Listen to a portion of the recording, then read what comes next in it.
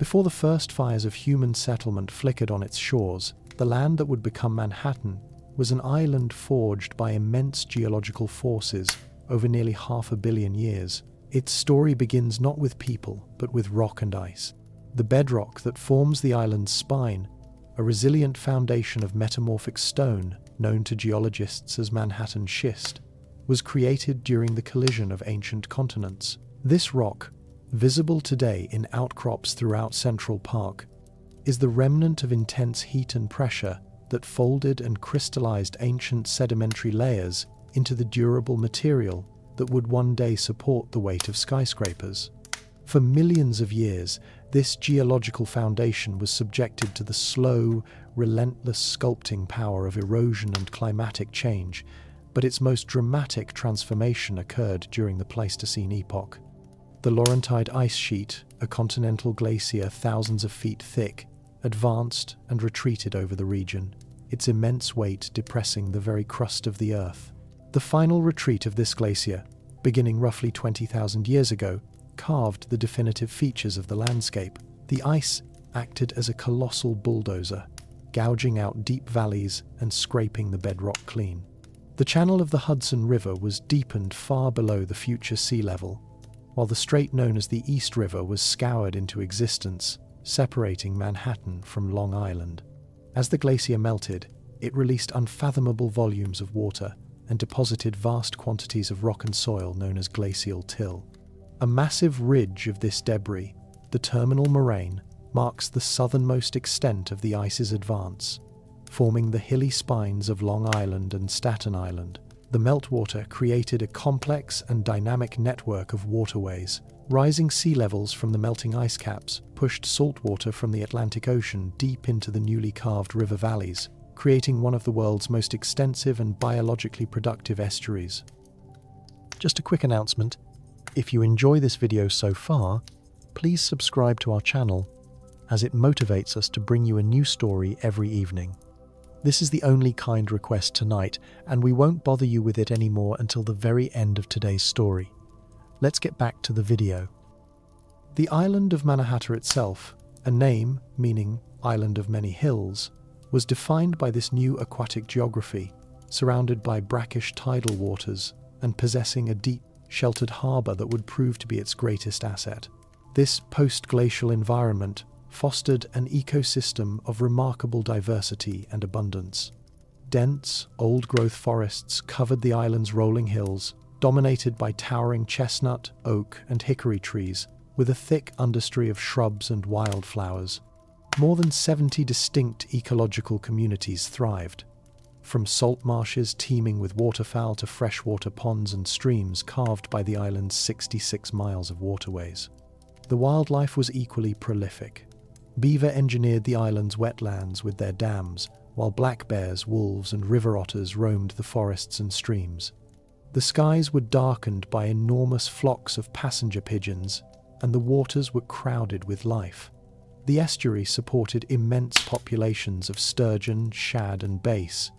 Perhaps most significantly, the harbour floor was covered by vast oyster beds, some containing mollusks a foot in length, which acted as a natural filtration system, keeping the waters of the bay exceptionally clear. It was this pristine, resource-rich, and geologically ancient landscape that awaited the arrival of its first human inhabitants. Into the pristine, resource-rich landscape of Manhattan came its first people, the Lenape, whose name translates to the original people. Part of the larger Algonquian linguistic family, their society was organized not into a single centralized tribe, but into a network of autonomous yet interconnected communities, each with distinct territories and identities.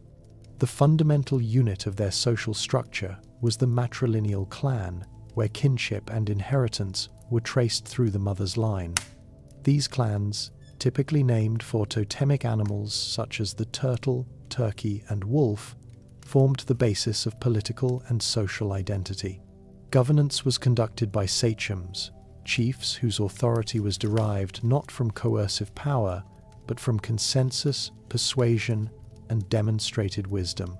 Decisions affecting the community were made in councils of elders, where debate and deliberation ensured that actions were taken with the collective good in mind. The Lenape did not live in a single dense city, but in a series of seasonal and semi-permanent settlements strategically placed to take advantage of the estuary's diverse resources. Their primary villages, consisting of longhouses built from saplings and bark, were often situated on fertile lands near freshwater sources. These communal dwellings could house several related families, reinforcing the importance of the extended kin group. Their subsistence was a sophisticated and sustainable combination of agriculture, foraging, hunting, and fishing, meticulously adapted to the seasonal cycles of the region. Women were the primary agriculturalists, practicing a form of slash-and-burn cultivation to grow the Three Sisters corn, beans, and squash in communal fields. These crops, grown together in a symbiotic relationship, formed the backbone of their diet. Men's roles were centered on hunting and fishing. They pursued white-tailed deer, wild turkey, and other game in the island's forests, and harvested the immense aquatic bounty of the harbor. Using expertly crafted dugout canoes, known as mashoons, carved from single tulip trees, they navigated the waterways, employing nets and complex fish weirs to trap sturgeon, shad, and other migrating fish. Their material culture was crafted entirely from the natural materials of their environment. They fashioned tools from stone, bone, and wood, and created pottery for cooking and storage. One of their most significant cultural creations was wampum intricate beads, painstakingly crafted from the shells of the whelk and quahog clam. Far from being simple currency, wampum held deep spiritual and civic importance, serving as a medium for recording treaties, marking ceremonial occasions, and conveying messages of great weight. Their spiritual worldview was animistic, perceiving a life force, or Manitou, in all elements of the natural world. This belief system fostered a deep sense of reciprocity with their environment, where rituals and ceremonies, such as the green corn ceremony, were performed to maintain balance and give thanks for the earth's provisions. It was this complex, well-ordered, and deeply spiritual society that had thrived in the estuary for centuries, perfecting a way of life in complete harmony with the world around them. On the cusp of the 17th century, the world of the Lenape was a testament to a long-perfected equilibrium between human society and the natural environment. This was not a passive existence within a pristine wilderness, but an active and knowledgeable management of the ecosystem. The Lenape were ecological agents who shaped the very character of the land through sophisticated practices. They employed controlled, low-intensity fires in the forests, a technique that cleared the underbrush to promote the growth of berry patches and grasses. This practice created a mosaic of open woodland and meadow, which in turn attracted the browsers and grazers, such as white-tailed deer, that were central to their subsistence. The landscape encountered by the first Europeans was therefore not an untouched wilderness, but a human-curated parkland, its productivity and biodiversity enhanced by centuries of indigenous stewardship. Their social networks were as intricate as the ecosystem they managed. The various Lenape communities were bound together by extensive trade routes, many following ancient footpaths like the Minisink Trail, which connected the coastal communities with those far inland. Goods moved along these arteries. Coastal groups would trade dried shellfish and wampum for flint, jasper, and argillite from the interior, materials essential for making high-quality stone tools. These exchanges were more than economic. They were the threads of a diplomatic and social fabric, reinforcing kinship ties and facilitating the exchange of information and marriage partners. Inter-community relations, while generally stable, were not without conflict. Disputes over hunting territories or matters of personal honor could arise, but the Lenape had developed sophisticated protocols for resolution that prioritized restoring balance over punitive action. The exchange of ceremonial gifts and the mediation of neutral sachems were common methods for resolving grievances before they could escalate into wider warfare. Their intellectual world was predicated on a deep and empirical knowledge of their environment. They possessed a vast pharmacopoeia, understanding the medicinal properties of hundreds of native plants for treating illnesses and injuries. Their calendar was a celestial one, tied to the cycles of the moon and the position of the stars, which informed the precise timing for planting, harvesting, and major ceremonies. This intricate system, a managed ecology supporting a stable population, governed by consensus and connected by complex networks of trade and diplomacy, represented a world in delicate, dynamic balance. It was this self-sufficient and long-established society, in its final moments of unmolested integrity, that would soon face a transformative and irreversible encounter. The transformative encounter between the Old World and Mannahatta was not the result of a deliberate plan of colonization, but the accidental byproduct of a purely commercial ambition. In 1609, the Dutch East India Company, or VOC, a dominant force in the global spice trade, commissioned an English navigator named Henry Hudson for a singular purpose: to find a northern maritime passage to the lucrative markets of Asia. Aboard a small but robust vessel, the Half Main or Half Moon, Hudson and his mixed Dutch and English crew initially probed the icy waters of the Arctic before turning south to explore the North American coastline. On September 20 of that year, the Half Main sailed into the vast, sheltered estuary that would come to define the region's destiny. What Hudson documented was not a passage to the Orient, but an area of immense economic potential. As he navigated his ship up the Great River, a journey that would take him as far as present-day Albany, he and his first mate Robert Jewett chronicled their interactions with the indigenous inhabitants. These encounters were complex, a mixture of cautious trade and violent, often fatal, skirmishes. Yet through these exchanges, the true prize of the region became apparent. The Lenape possessed an abundance of high-quality furs, particularly those of the beaver, whose dense, waterproof pelt was the raw material for a booming and fashionable felt hat industry in Europe. Upon Hudson's return, his report to his Dutch employers shifted their geographical focus. While the river was clearly not the fabled Northwest Passage, the discovery of a new, untapped source of valuable pelts ignited immediate interest among Dutch merchants. The VOC, with its focus fixed on the East Indies, chose not to pursue this new opportunity directly, but the Dutch States General encouraged private enterprise. In the years immediately following Hudson's voyage, a series of independent Dutch traders, such as Adriaan Blok and Hendrik Christiansen, mounted expeditions to the newly named Mauritius River to exploit the burgeoning fur trade. They established temporary trading posts or factories, the most significant of which was Fort Nassau, built near modern-day Albany in 1614.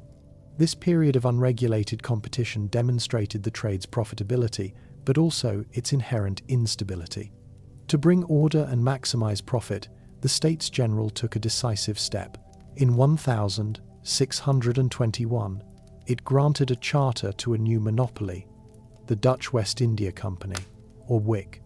This powerful corporate entity was given exclusive rights to trade, colonize, and wage war throughout the Americas and West Africa, a direct institutional response to the commercial possibilities that Hudson's voyage had unveiled 12 years prior. The stage was now set for a permanent Dutch presence, one founded not on conquest, but on commerce. With its charter secured, the Dutch West India Company transitioned from theoretical ambition to practical colonization. In 1624, the ship New Nederland arrived, carrying the first permanent settlers, not Dutch, but approximately 30 families of French-speaking Walloons, Protestant refugees seeking opportunity away from religious persecution in Europe. These initial colonists were dispersed. The majority were sent 150 miles upriver to establish Fort Orange, the nexus of the inland fur trade, while a few families remained to cultivate land on what was then called Noten Island, or Nut Island, known today as Governor's Island. It was not until the following year, 1625, that the company's second director, Willem Verhulst, acting on a strategic decision to consolidate the colony's administrative and defensive center, designated the southern tip of Manhattan as the optimal location for a permanent settlement. The company dispatched engineer Kryn Fredericks to design a star-shaped fortification, the nucleus around which the nascent town of New Amsterdam would grow. In 1626, a pivotal event occurred under the new Director General, Peter Minuit. He formalized the Dutch presence through a transaction with local Lenape leaders, trading a selection of goods, likely metal kettles, cloth, and iron tools, valued at 60 guilders. This was not a real estate purchase in the European sense, as the Lenape concept of land ownership was based on shared use and usufruct rights, not permanent, exclusive alienation. For the Lenape, the transaction was likely an agreement to share the land's resources, sealed with a ceremonial exchange of valuable gifts. For the Dutch, however, it constituted a legal transfer of title, establishing the basis for their claim of sovereignty. Immediately, construction began on Fort Amsterdam, a rudimentary earth and timber structure that served as the colony's military, administrative, and social heart. The settlement that grew around it was a pure company town, its existence predicated entirely on the fur trade. The Wick held a strict monopoly over all economic activity. A koopman, or chief commercial agent, oversaw the company's storehouse, where European goods were bartered for pelts brought in by Native American traders. Life was austere and commercially focused, a stark contrast to the religious utopianism that motivated English colonies to the north. Yet this commercial engine inevitably generated friction. The insatiable Dutch demand for furs incentivized overtrapping, disrupting traditional Lenape subsistence patterns and creating competition among indigenous groups. Furthermore, the colonists' free-roaming livestock frequently wandered into unfenced Lenape cornfields, destroying crops and leading to disputes that underscored the fundamental and irreconcilable differences in land use between the two cultures. New Amsterdam in its initial decades was less a proper colonial town and more a rugged, functional appendage of the Dutch West India Company. Its character was forged not by religious ideals or social aspirations, but by the singular, relentless pursuit of commercial profit. Governance was not civic, but corporate. Supreme authority rested with the Director General and his council, all of them company men whose primary performance metric was the profitability of the fur trade, not the well-being or civil liberties of the inhabitants. This created a starkly autocratic environment, devoid of the representative town meetings or legislative assemblies that were taking root in the English colonies to the north. Colonists had no formal voice in their own administration. Justice was dispensed by a company, appointed shout, who served as both sheriff and prosecutor, and a small body of schepens or magistrates, whose decisions invariably aligned with the Wick's commercial interests. This corporate mandate had a direct and profound effect on the settlement's demography. The Netherlands in the early 17th century was prosperous and tolerant, offering few incentives for its citizens to risk the arduous Atlantic crossing. Faced with a chronic labour shortage, the Wick was forced to cast a wide net, recruiting settlers from across Europe. The result was a startlingly diverse and cosmopolitan population from its very inception. French-speaking Walloons and Huguenots, Germans from the war-torn Holy Roman Empire, Scandinavians, and disaffected English colonists all sought opportunity in the Dutch outpost. This heterogeneity was linguistic as well as ethnic. The Jesuit missionary Isaac Jogues observed in 1643 that 18 different languages could be heard on the unpaved streets of the small settlement. Critically, this diversity also included the forced presence of enslaved Africans, first brought by the Wick in 1626 to perform the grueling manual labour of clearing land and constructing the fort, an institution of bondage that would become deeply embedded in the colony's economic foundation. Daily life was shaped by this transient, polyglot, and overwhelmingly commercial atmosphere. The physical town was a haphazard collection of timber-framed houses, gardens, and workshops huddled in the shadow of the fort. Public life revolved not around a church, but around the numerous taverns and inns that catered to the rough population of sailors, soldiers, traders, and company employees. These establishments served as public houses, courthouses, and commodity exchanges, forming the chaotic heart of a settlement where everything and everyone had a price. The chaotic and commercially driven settlement of New Amsterdam was fundamentally transformed by the arrival of its last and most formidable Director General in May of 1647. Peter Stuyvesant, a stern and devout Calvinist, was a veteran of the Dutch West India Company's military campaigns, a career that had cost him his right leg in an attack on the island of St. Martin. He arrived in a colony demoralized and nearly bankrupted by the brutal aftermath of Kieft's War. He found a settlement in disrepair, its fortifications crumbling and its inhabitants undisciplined. Stuyvesant's mandate was explicit: to restore order and, most importantly, profitability. He immediately embarked on a campaign of autocratic reform. His first decrees targeted the very fabric of the town's unruly public life. Ordinances were issued to regulate taverns, fines were levied for public drunkenness and brawling, and sanitation laws were enacted to control the free-roaming livestock and waste that littered the streets. He established a fire warden system and mandated proper chimney construction, imposing a rudimentary civic structure where none had previously existed. This imposition of authority was not limited to civic improvements. Stuyvesant, a staunch adherent to the Dutch Reformed Church, viewed the colony's religious diversity not as a pragmatic necessity, but as a moral failing.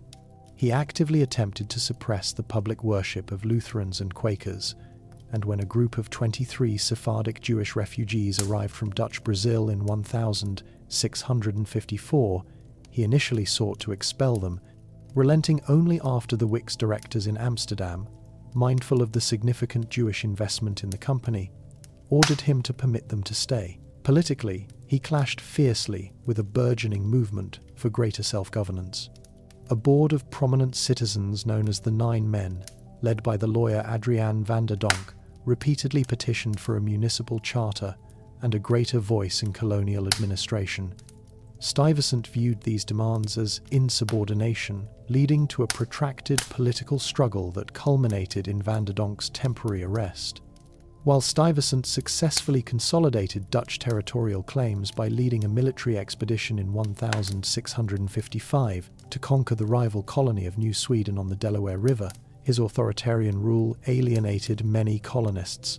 His tenure was defined by this inherent conflict: the forceful establishment of a stable, orderly, and economically viable colony at the direct expense of the personal, religious, and political freedoms of its diverse inhabitants. The end of the Dutch experiment in North America came not with a climactic battle, but as a quiet transaction, a consequence of geopolitical ambition and local pragmatism. By the 1660s, England's imperial policy, driven by the Navigation Acts designed to monopolize colonial trade, viewed New Netherland as an intolerable strategic and commercial obstacle. The Dutch colony served as a geographical wedge separating England's New England colonies from its possessions in the Chesapeake, while its port of New Amsterdam facilitated widespread smuggling that undermined English mercantile control.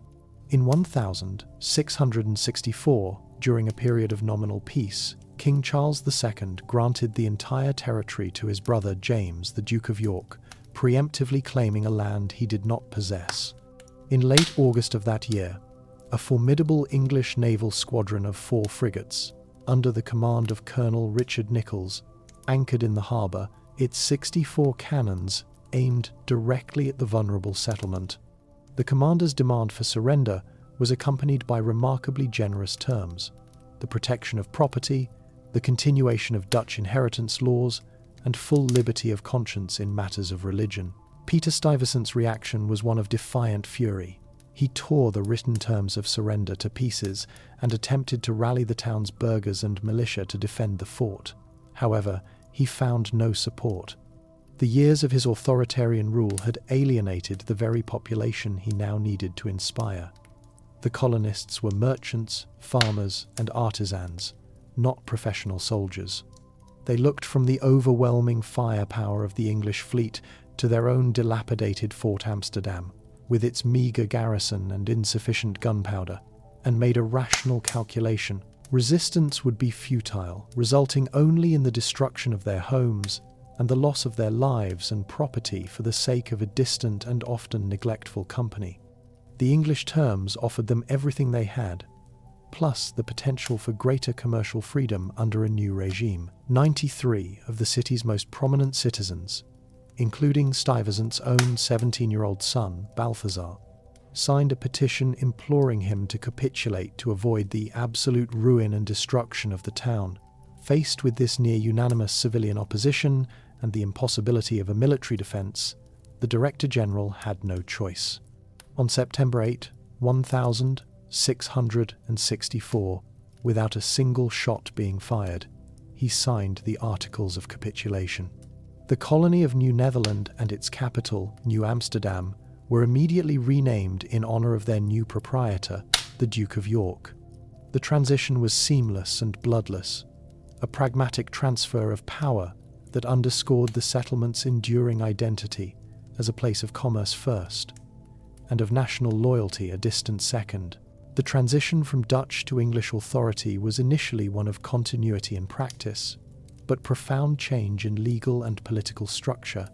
The first English governor, Colonel Richard Nichols, acting as the deputy for the proprietor, the Duke of York, understood the necessity of a gradual approach. The initial governance maintained many Dutch officials and practices to ensure stability. However, the fundamental shift came in March 1665, when Nichols convened a meeting of delegates from the English towns on Long Island at Hempstead. Here he promulgated a comprehensive legal code known as the Duke's Laws. This was not a document born of legislative debate, but an executive imposition, a framework for a proprietary colony ruled by the Duke's absolute authority. The code was a hybrid, drawing heavily from English common law, but also incorporating statutes from the New England colonies of Massachusetts and New Haven, creating a legal system unique to New York. The Duke's Laws established a new administrative geography, reorganizing Long Island, Staten Island, and present-day Westchester into a single entity named Yorkshire, which was further subdivided into 3 ridings, mirroring the administrative system of its English namesake. It replaced Dutch legal offices with a familiar English hierarchy of sheriffs, justices of the peace, and constables. The laws guaranteed certain rights that were fundamental to English subjects, including trial by jury, protection of property, and critically, for the diverse population, religious toleration for all Protestant denominations. This fulfilled the promise of the surrender terms, though it also established the Church of England as the official, state-supported church of the colony, a move that laid the groundwork for future religious friction. The most significant feature of the Duke's Laws, however, was what they omitted. The code made no provision for a colonial assembly or any form of representative legislature. All legislative and executive power was vested solely in the governor and his council, who were appointed directly by the Duke of York. This created an immediate and deep-seated grievance, particularly among the English settlers on Long Island, who had migrated from New England and considered a representative assembly an inalienable right. They had traded the autocratic rule of the Dutch West India Company for the equally autocratic rule of a royal proprietor, a system of governance without consent that would define the political tensions of New York for the next 2 decades. The English conquest of New Amsterdam was driven by economic doctrine. The primary objective was to absorb the strategically located port into the rigid framework of the British mercantile system, a closed network designed to enrich the mother country by controlling colonial trade. Under the authority of the Navigation Acts, New York was systematically repurposed from a rogue trading outpost into a vital logistical hub for the British Atlantic Empire. Its deep, ice-free harbour and the access to the vast agricultural hinterland provided by the Hudson River Valley made it an ideal node for imperial commerce. The city's economic life was fundamentally reoriented toward its role in the complex routes of the triangular trade. The colony's most significant export became flour, ground from the wheat harvested in the surrounding farmlands. Bolted flour, along with barrels of bread, salted meat, and lumber, became the staple commodities shipped from New York's docks. The primary destination for these provisions was the British West Indies. New York's merchants found their most lucrative market in supplying the vast sugar plantations of Barbados and Jamaica, where the single-minded focus on cultivating sugarcane left little room for producing food. In exchange for these vital supplies, New York vessels returned laden with sugar, molasses, and rum. This Caribbean trade became the engine of the city's prosperity, generating the capital that financed its growth. A significant portion of this human cargo was then re-exported from the West Indies to New York itself. While the city's slave market was smaller than those in the southern colonies, it was a brutal and integral part of the local economy. Enslaved Africans provided the labor that built the city's infrastructure, worked its docks, staffed its households, and toiled on the farms of Long Island and the Hudson Valley. By the early 18th century, New York City had one of the largest urban slave populations in North America, their forced labor forming a critical, though often unacknowledged, foundation of the port's commercial success. This integration into the British mercantile world, though restrictive and exploitative, transformed the city into a bustling center of shipbuilding, finance, and Atlantic commerce, creating a powerful merchant class whose fortunes were inextricably linked to the global trade in goods and people. Human bondage in colonial New York was not an incidental feature of the economy, but a foundational pillar upon which much of the city's prosperity was built. From the earliest days of Dutch settlement, the demand for labor outstripped the supply of European indentured servants, and the institution of slavery became a pervasive and brutal reality. Under English rule, it expanded systematically, embedding itself into every facet of urban and rural life. By the mid-18th century, New York City possessed the largest enslaved population of any colonial city north of the Chesapeake, and the second largest overall, surpassed only by Charleston, South Carolina. Roughly 1 in 5 people living in the city was enslaved, their presence and labor visible in every household, workshop, and public space. The institution was codified and enforced by a legal framework of extraordinary severity. New York's slave codes were among the most restrictive in British North America, systematically stripping enslaved individuals of their humanity in the eyes of the law. They were legally prohibited from owning property, bearing arms, or gathering in groups of more than 3. The economic engine of the city ran on their forced labor. Enslaved men built the roads, fortifications, and public buildings. They loaded and unloaded the ships at the bustling docks, their work directly fueling the mercantile trade. They were skilled artisans, carpenters, blacksmiths, and coopers whose crafts supported the city's industries. Within the homes of the city's elite, enslaved women served as domestic laborers, cooks, and nurses, their constant toil enabling the lifestyles of the merchant class.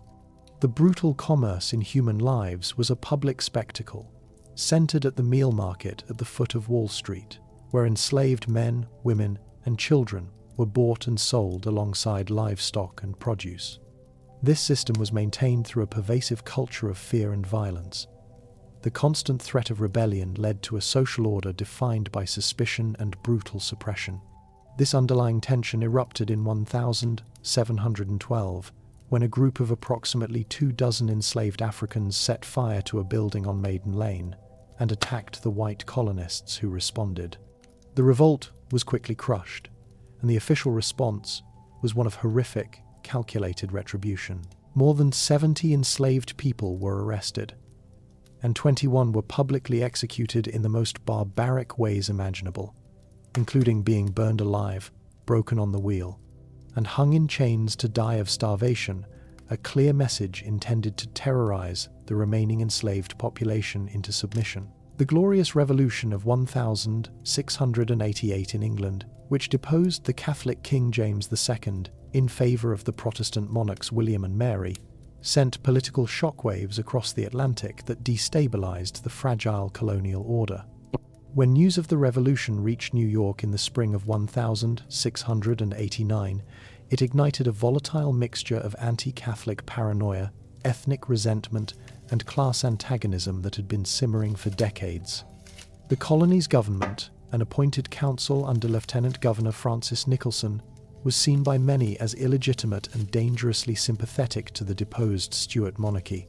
This power vacuum created an opportunity for Jacob Leisler, a German-born merchant and senior militia captain who had prospered in the colony but remained an outsider to the dominant Anglo-Dutch merchant oligarchy. Tapping into the deep-seated grievances of the city's small traders, artisans, and Dutch-speaking working class, Leisler presented himself as a champion of the Protestant cause and the rights of the common man against a corrupt and potentially treasonous elite.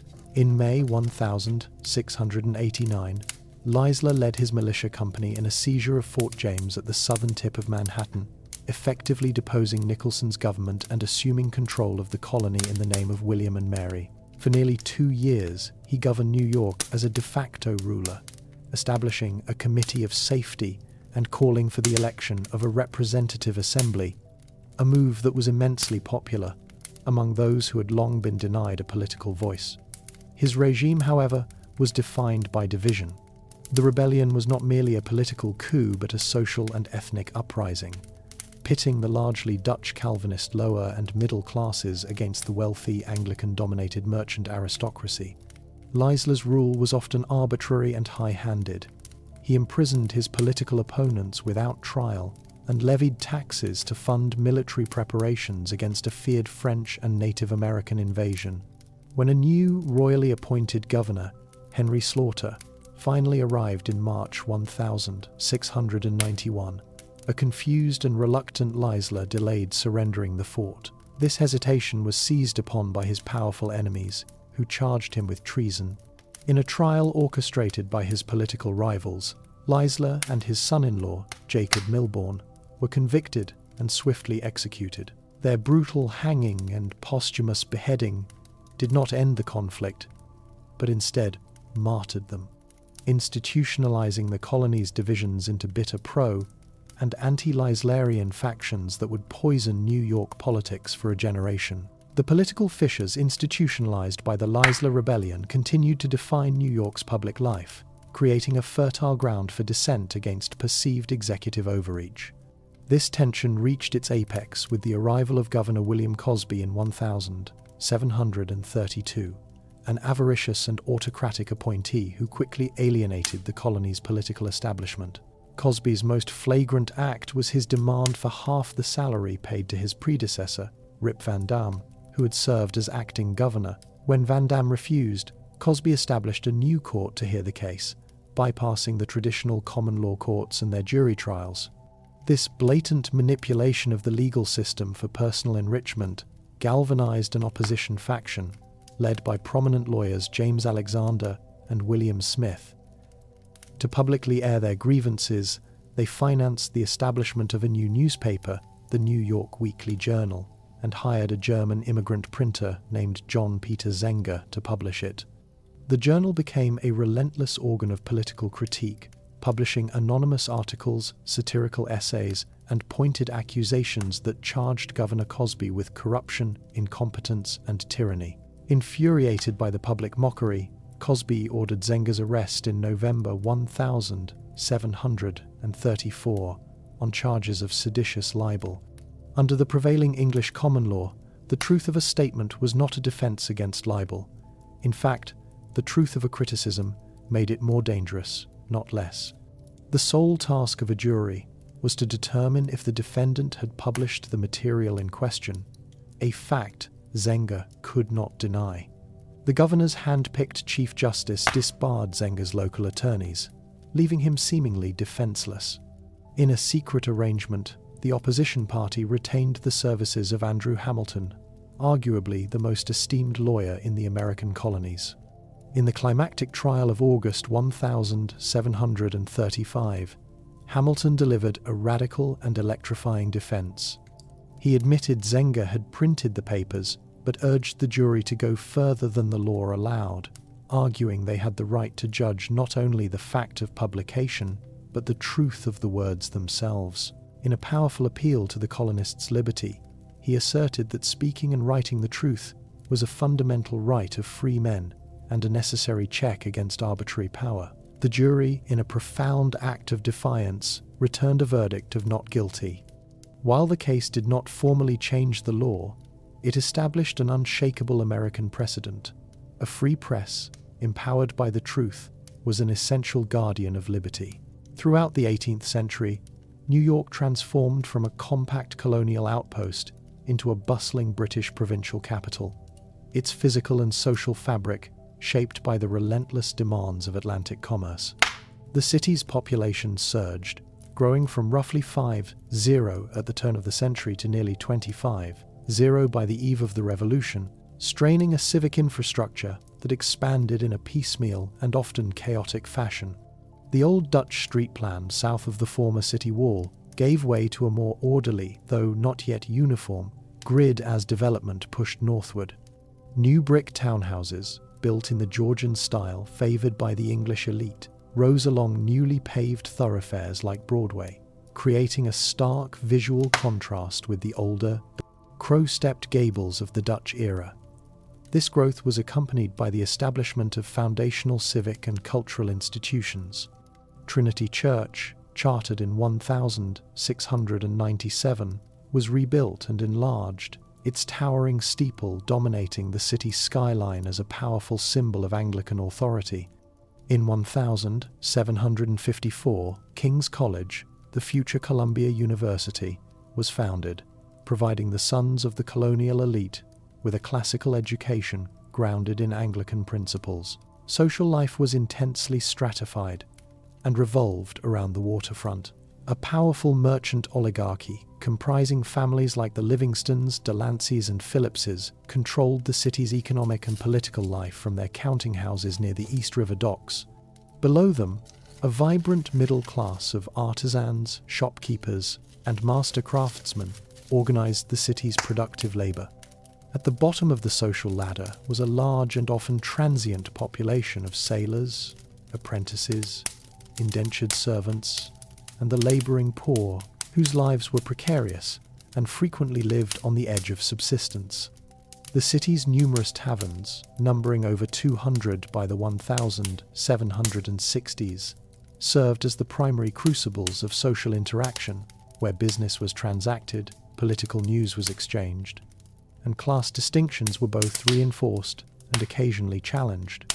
This society was also one of the most ethnically and religiously diverse in British North America. While the English administrative and merchant class held the levers of power, the Dutch population remained a significant cultural force. They were joined by an influx of French Huguenot refugees, a small but influential community of Sephardic Jews who established the nation's first synagogue, Shearith Israel, and growing numbers of German Palatines and Scots-Irish immigrants, creating a complex, multilingual urban environment where coexistence was a pragmatic necessity. The conclusion of the 7 Years' War in 1763, which secured British dominance in North America, paradoxically sowed the seeds of imperial dissolution in New York. To pay down its staggering war debt, Parliament abandoned its previous policy of salutary neglect in favor of direct taxation on the colonies, a measure that struck at the heart of New York's commercial economy and its residents' sense of English liberty. The first major blow was the Stamp Act of 1765, which imposed a tax on all paper documents, from legal contracts and newspapers to playing cards.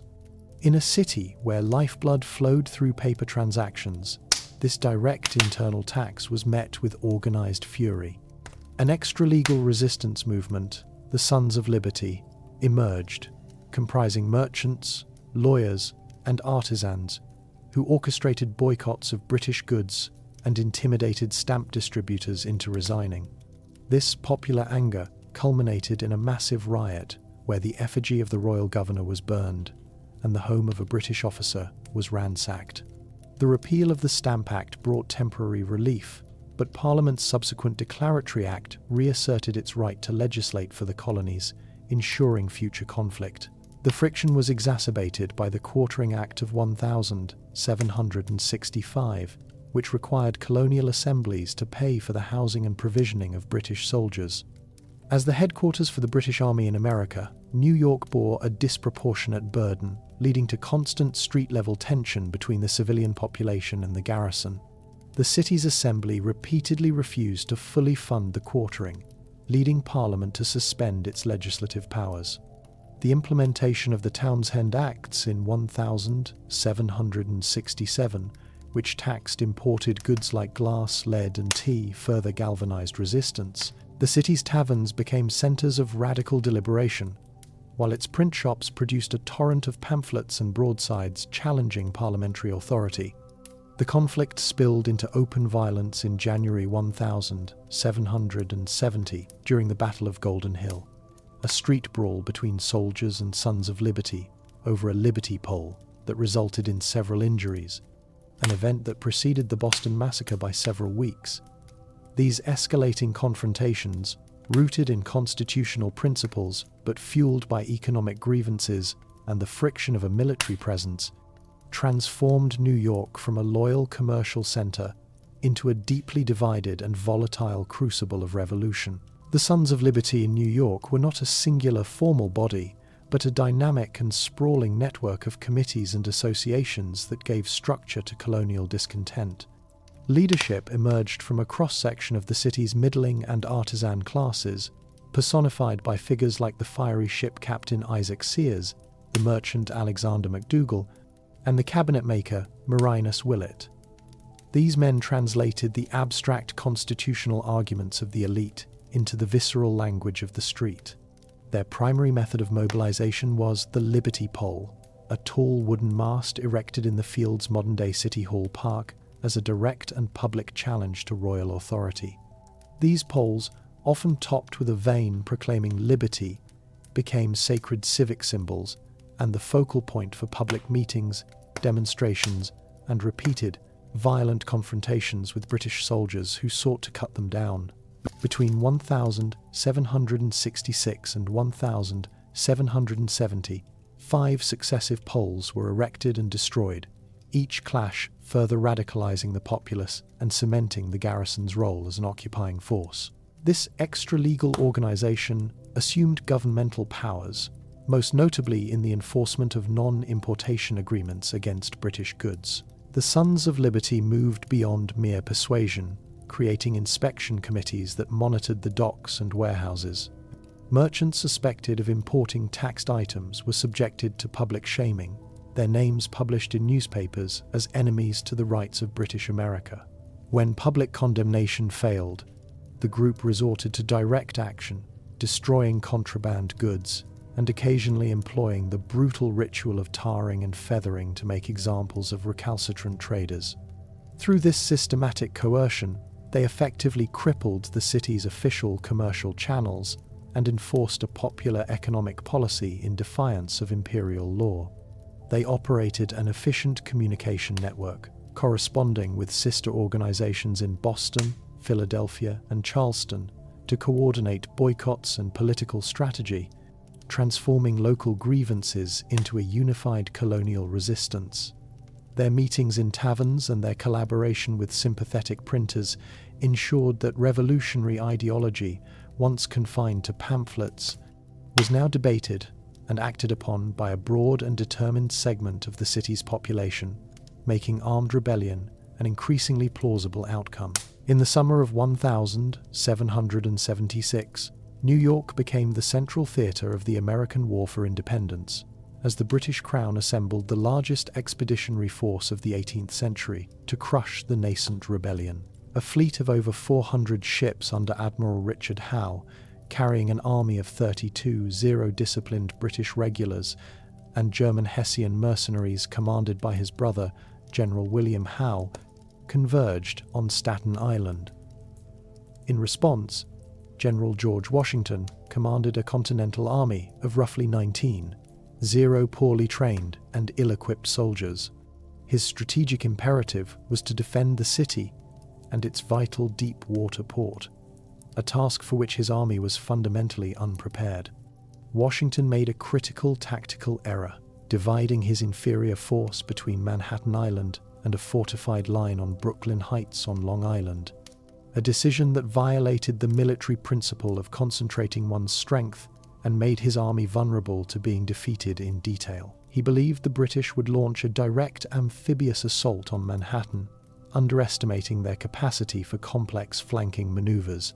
On August 21, Howe landed 20 men unopposed at Gravesend Bay on Long Island and began his advance. The core of his strategy was a wide encircling movement. While a portion of his army made diversionary frontal attacks against the American forward positions along the Guan Heights, Howe personally led a contingent of 10 elite troops on a silent, overnight march. They exploited a critical gap in the American defenses, moving through the unguarded Jamaica Pass far to the east of the main American lines. By dawn on August 27th, Howe's force was positioned directly behind the American divisions commanded by Generals John Sullivan and Lord Stirling.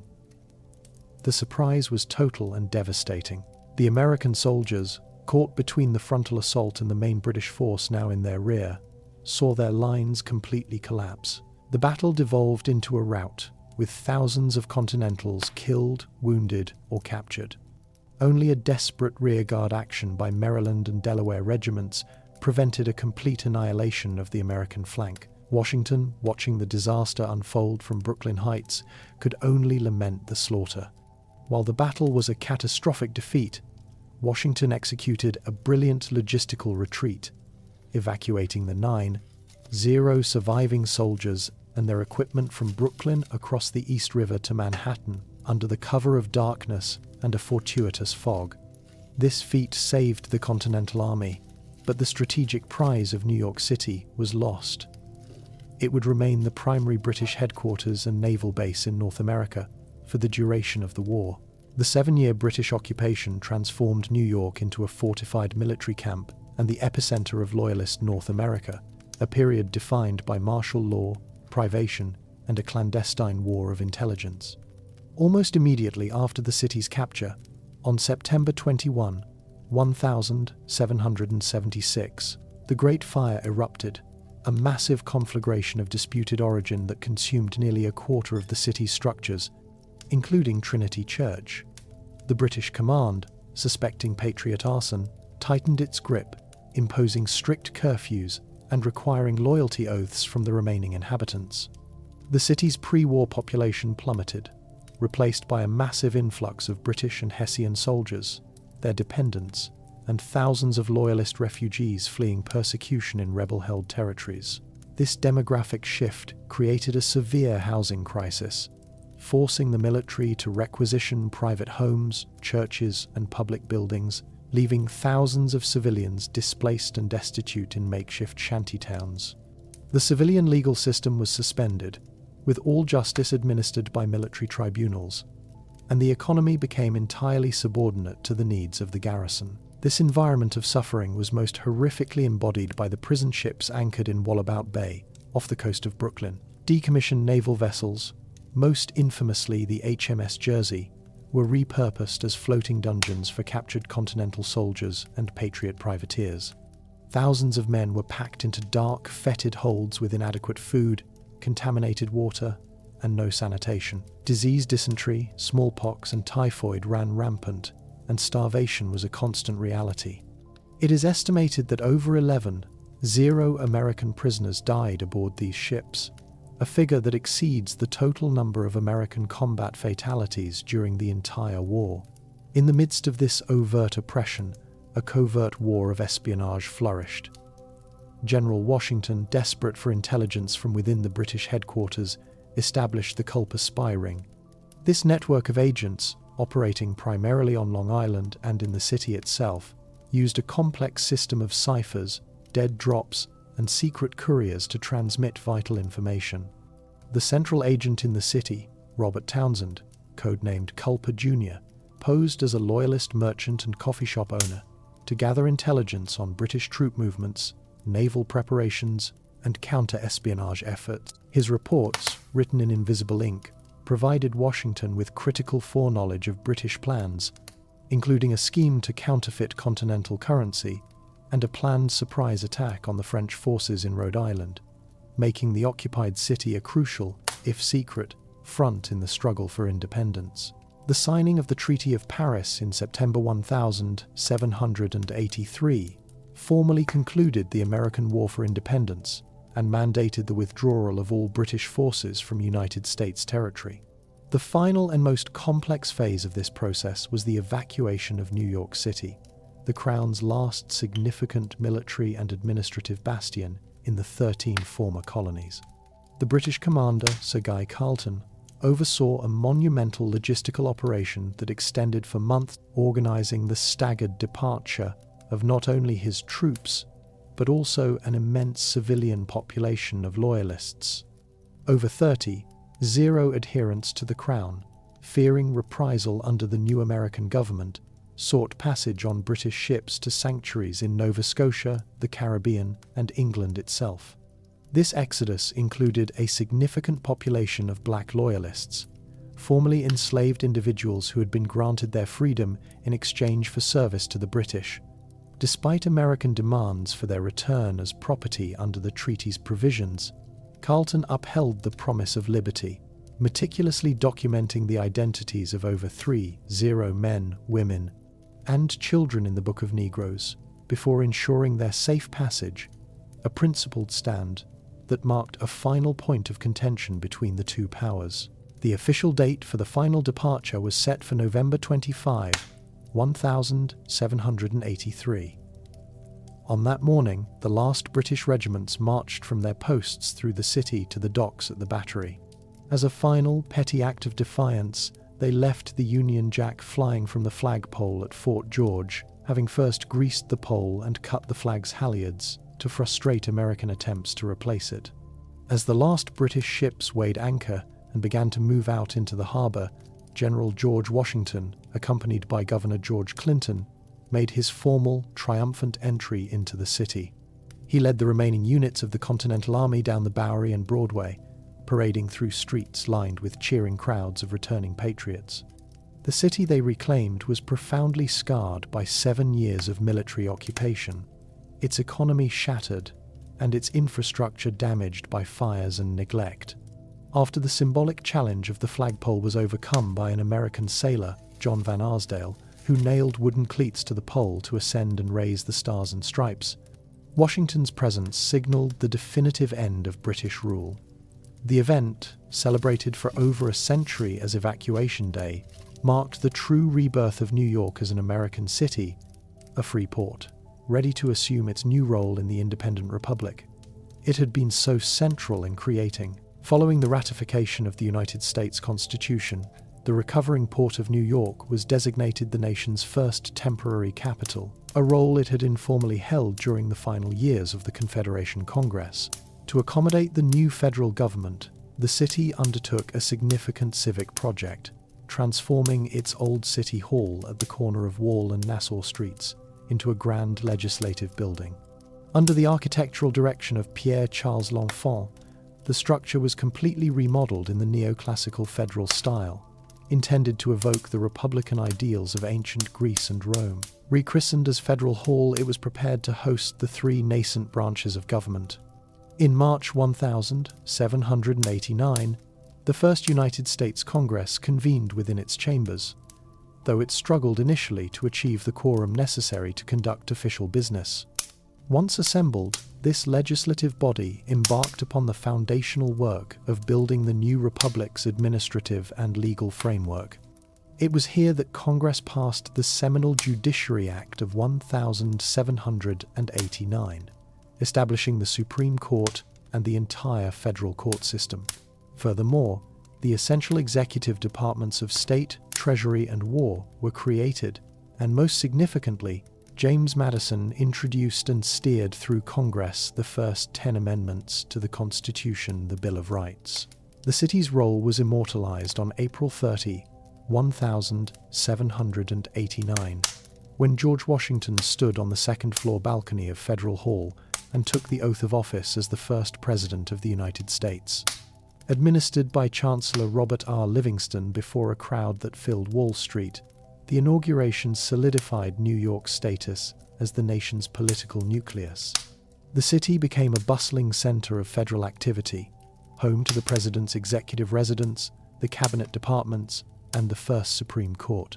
However, its tenure as the capital was destined to be brief.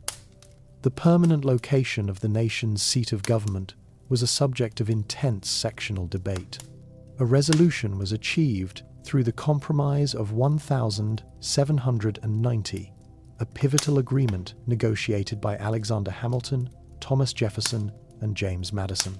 In exchange for Southern support for Hamilton's plan for the federal assumption of state debts, the capital would be moved to Philadelphia for a decade, while a permanent federal district was constructed on the banks of the Potomac River. In August 1790, the federal government departed, ending New York's short but momentous period as the city where the American Republic was first assembled and set into motion. While New York's tenure as the political capital was fleeting, its destiny as the nation's financial heart was permanently forged during this period, primarily through the architectural vision of the first Secretary of the Treasury, Alexander Hamilton. Operating from his office on Wall Street, Hamilton presented to Congress a series of reports that would construct the financial bedrock of the new republic. His first report on the public credit, submitted in 1790, argued for the federal government to fund its national debt at full value and, controversially, to assume the debts incurred by the individual states during the Revolution. This act was not merely an accounting measure. It transformed disparate state obligations into a consolidated creditworthy national debt, creating a supply of federal securities government bonds that could be bought and sold. These securities became the foundational financial instruments of the United States, instilling confidence among domestic and international investors and tying the interests of the wealthy creditor class directly to the survival of the federal government. To manage this new system, Hamilton proposed the creation of a national bank, the first bank of the United States, chartered in 1791, which would serve as the government's fiscal agent and a source of stable currency.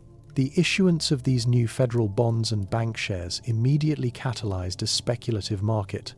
Trading, initially informal and chaotic, took place in coffeehouses, auction rooms, and on the street itself, centered around the Tontine Coffee House on Wall Street. This nascent market experienced its first boom and subsequent crash in the Panic of 1792, a crisis precipitated by the rampant speculation of financiers like William Dewar. The panic exposed the instability of the unregulated system and demonstrated the urgent need for a more structured marketplace. In response, on May 17, 1792, a group of 24 of the city's most prominent securities brokers gathered in the shade of a buttonwood tree outside 68 Wall Street. There they signed a two-sentence pact known as the Buttonwood Agreement. The signatories pledged to trade securities only amongst themselves and established a fixed commission rate of 0.25%.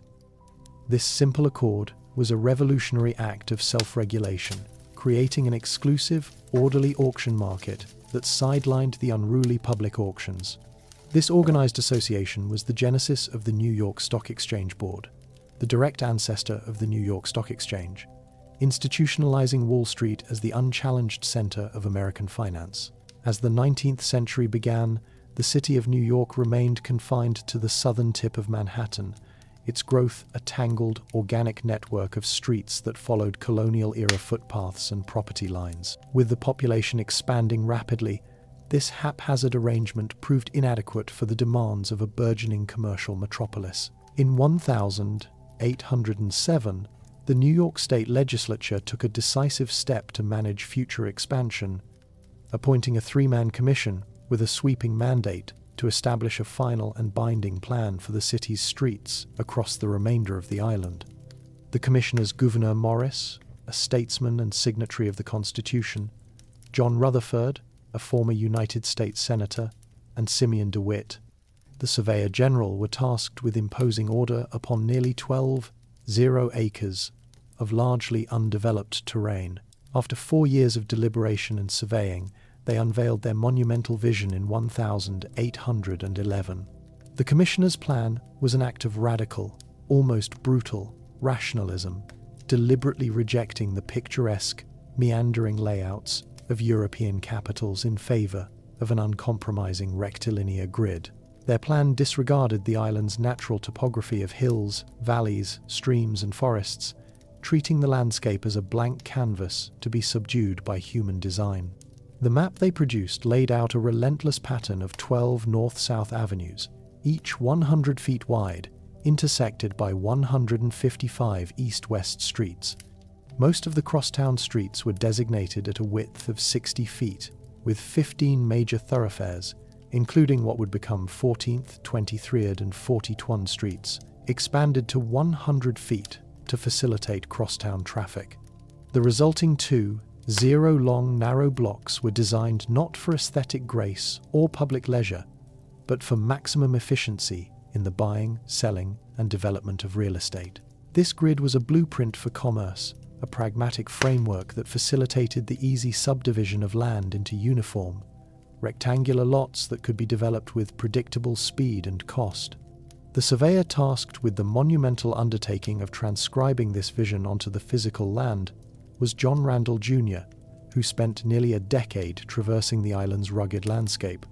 He and his teams painstakingly marked the future intersections with over 509-foot marble monuments and hundreds of iron bolts, often in the face of violent opposition from landowners whose ancestral farms and estates were now bisected by the inexorable lines of the future city. The 1811 plan was more than a map. It was a declaration of intent, a rigid and visionary template that would dictate the physical, economic, and social development of Manhattan for centuries, forever locking its destiny within the confines of the grid.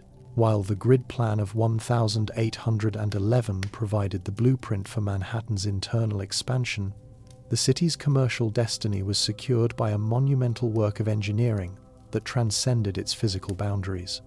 Despite possessing one of the world's finest natural harbors, New York's economic reach was severely constrained by the formidable Appalachian Mountains, a barrier that isolated the eastern seaboard from the vast agricultural potential of the American heartland. The solution, championed tirelessly by Governor DeWitt Clinton against widespread political opposition and public ridicule as Clinton's folly, was the Erie Canal.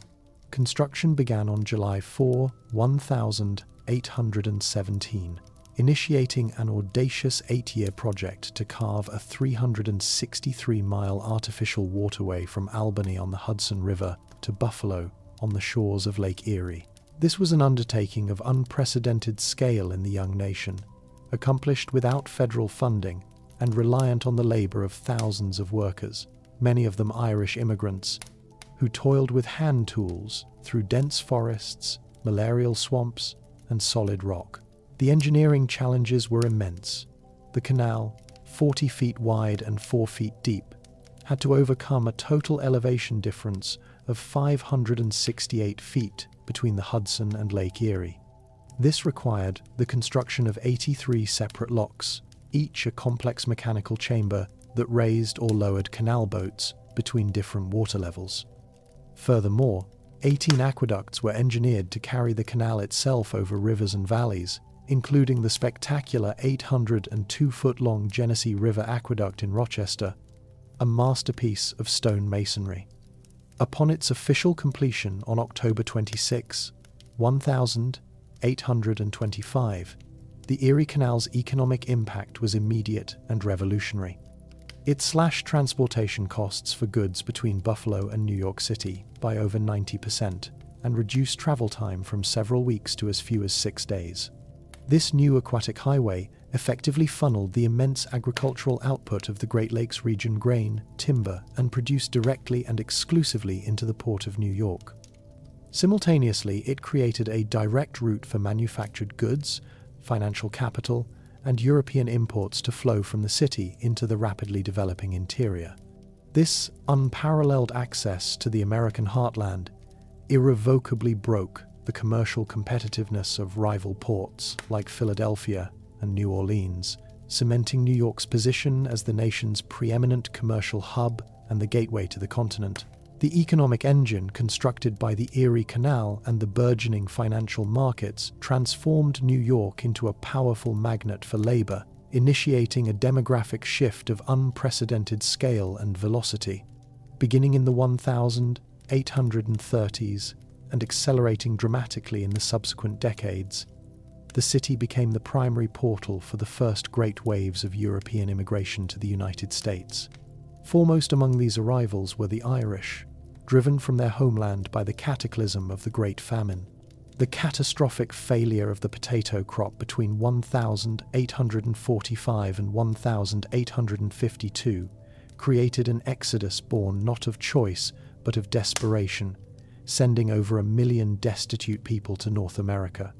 They arrived in New York Harbor crowded into the holds of cargo vessels, often referred to as coffin ships due to their high mortality rates, with no resources beyond a willingness to perform the most arduous manual labor. This influx settled in densely packed, insalubrious enclaves, most notoriously the Five Points district, where they lived in hastily constructed tenement buildings and supplied the raw manpower for the city's expansion, digging its sewers, paving its streets, and working its docks. Contemporaneously, a substantial wave of German immigrants arrived, though their motivations were markedly different. While also pushed by crop failures, many Germans, including the politically active 48ers, fled the aftermath of the failed liberal revolutions that swept through the German states in 1848.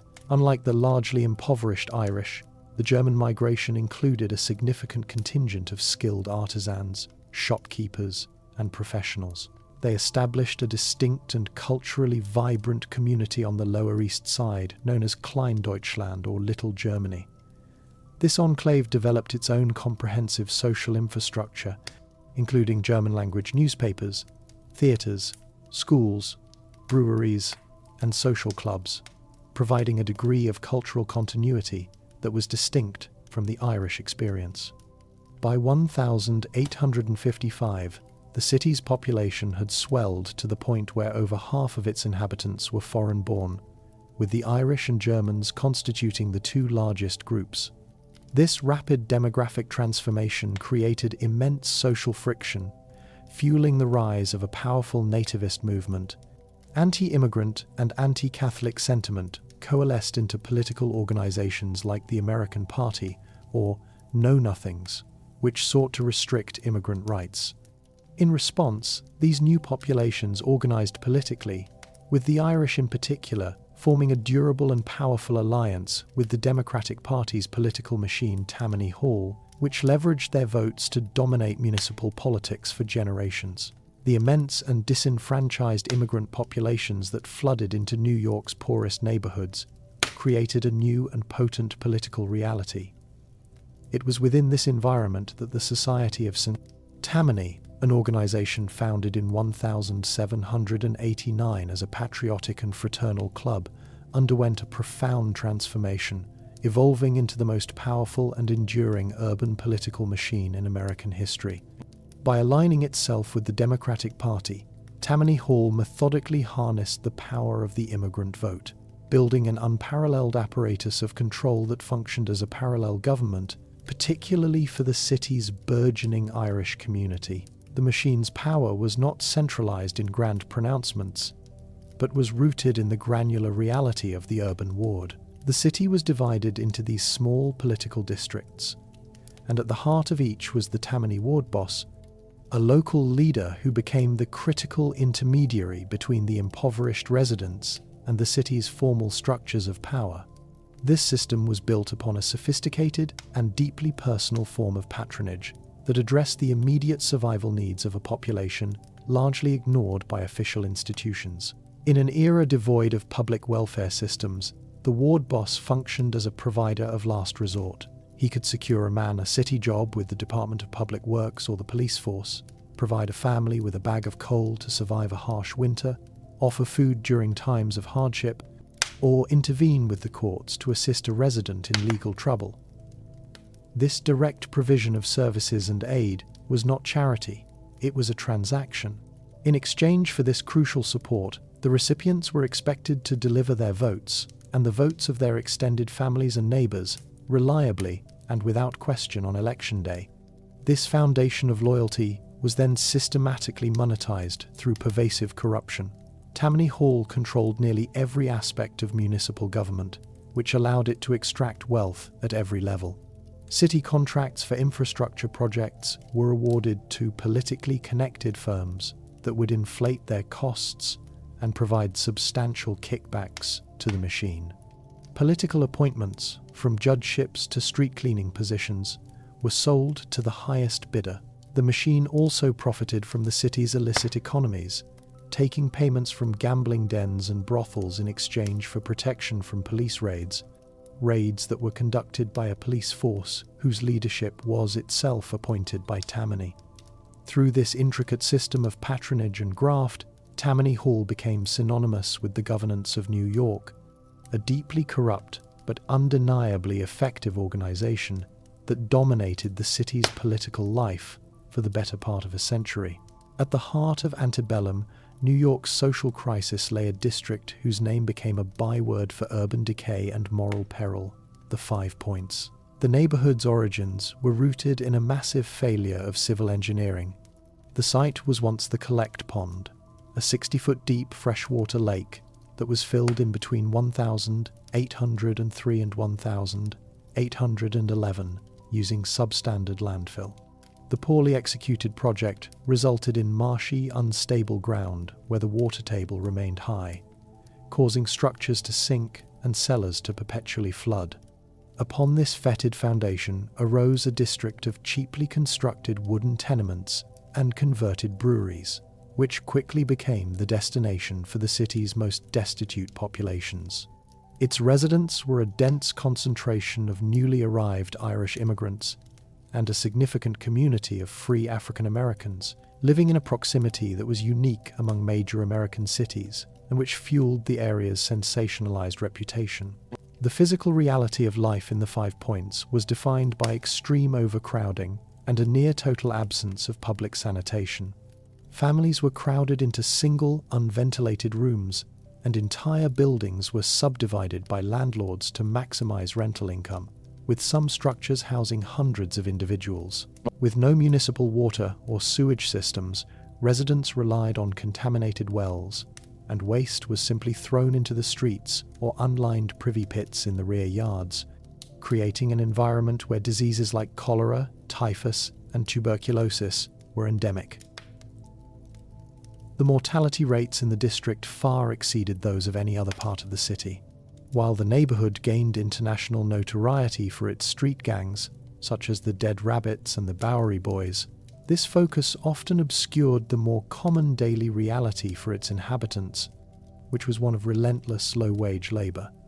The local economy was a mix of dock work, domestic service, and piecework manufacturing performed within the tenements themselves. The popular image of the 5 Points as a perpetual cauldron of violence was heavily shaped by outside observers, including the English author Charles Dickens and the sensationalist penny press journalism of the era, which catered to a middle-class fascination with the perceived depravity of the urban poor. This narrative was further amplified by the practice of slumming, where affluent New Yorkers would tour the district for entertainment. While crime and organized gangs were an undeniable component of the neighborhood's social fabric, modern archaeological excavations conducted in the 1990s have provided a more nuanced perspective. The artifacts unearthed from household ceramics to children's toys paint a picture not just of chaos, but of functioning households and communities striving for normalcy and survival against overwhelming environmental and economic challenges. In the frigid depths of the winter of 1835, New York's commercial heart was a dense labyrinth of narrow streets lined with brick and timber warehouses, the physical manifestation of its recent economic ascendancy. On the evening of December 16th, a fire ignited within a 5-story warehouse on Merchant Street, a blaze that under normal circumstances might have been contained. However, a confluence of catastrophic environmental factors transformed this single spark into the most destructive conflagration in the city's history. Ferocious gale-force winds battered the city from the northwest, while the temperature plummeted to a record-breaking 17 degrees below 0 Fahrenheit. This extreme cold proved to be the fire's most effective ally, freezing the water in the city's hydrants and rendering the leather hoses of the volunteer fire companies brittle and useless. Firefighters who managed to pump water from the East River found it turning to ice before it could reach the flames.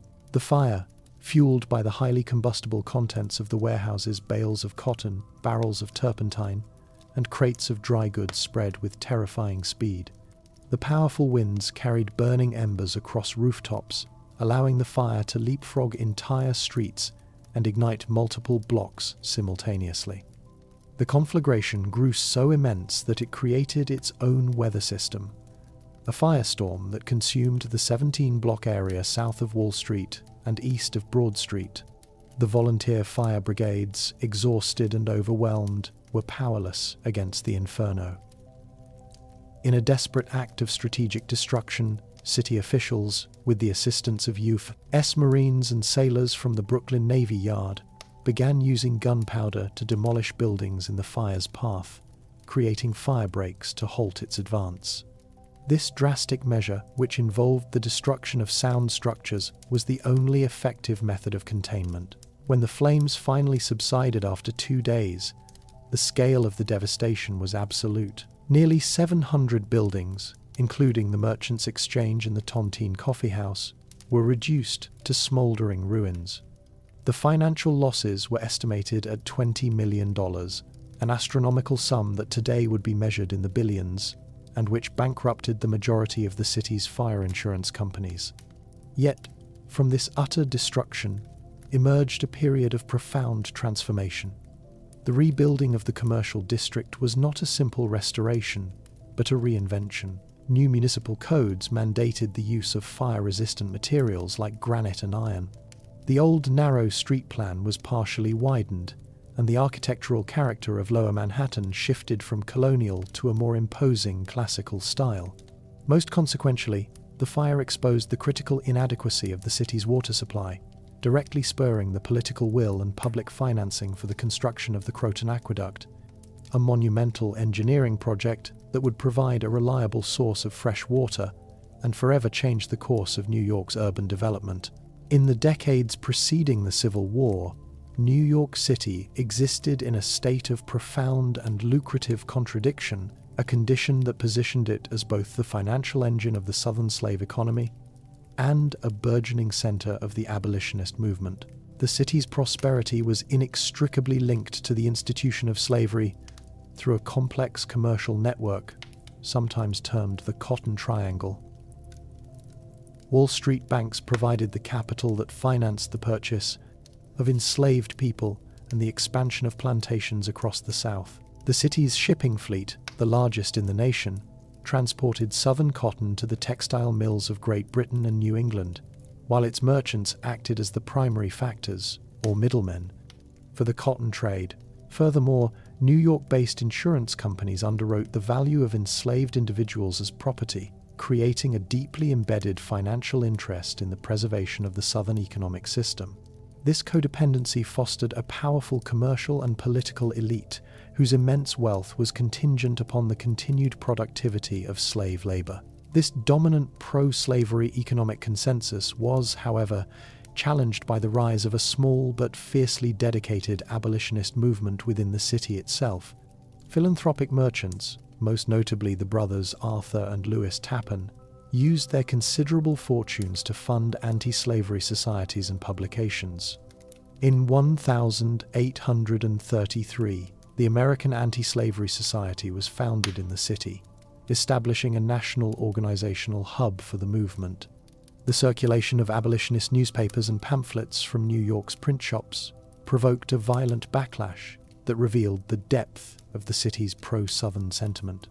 The anti-abolitionist riots of 1834 saw mobs, often incited by pro-slavery business interests and Tammany Hall politicians, attack the homes of prominent abolitionists, vandalize black-owned property, and destroy black churches.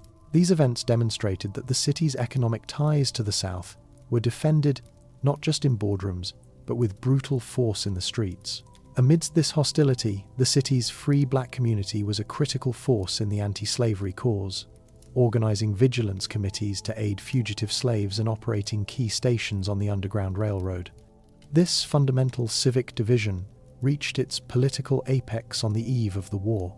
Mayor Fernando Wood, a staunch ally of Southern interests, formally proposed to the Common Council in 1861 that New York City secede from the Union alongside the South, establishing itself as an independent free city to maintain its vital commercial ties. While the proposal failed, it served as the ultimate expression of the city's conflicted identity, a metropolis torn between its financial allegiance to slavery and the moral imperatives of a nation sliding inexorably toward war. By the middle of the 19th century, the relentless expansion of New York's urban grid had produced a city of unprecedented density and commercial energy, yet one almost entirely devoid of significant public green space. The prevailing civic ethos had prioritized commerce and development above all else, leaving its citizens with few respites from the stone, brick, and noise of the burgeoning metropolis. In response to this growing environmental and social deficit, a movement led by prominent civic figures, including the poet and editor William Cullen Bryant and the landscape designer Andrew Jackson Downing, began to advocate for the creation of a large central public park. They argued that such a space was not a luxury, but a necessity for public health, providing a greensward to act as the city's lungs, and for the moral and social well-being of a populace increasingly stratified by class. The vision was for a democratic landscape, a common ground where people from all walks of life could congregate and find refuge. The political process to realize this vision was arduous, culminating in the state legislature's authorization in 1853 for the city to use eminent domain to acquire the necessary land. The chosen site was a 778-acre tract in the center of the island, a rugged and largely undeveloped area of rocky outcroppings, swamps, and scrubland deemed unsuitable for conventional development. The acquisition of this land, however, was not without significant human cost. The process involved the displacement of approximately 1,600 residents, most notably the inhabitants of Seneca Village, a stable, middle-class community of predominantly free African-American landowners, which also included Irish and German immigrants. The community, which had existed for 3 decades and contained churches, a school, and numerous homes, was systematically dismantled to make way for the new public work.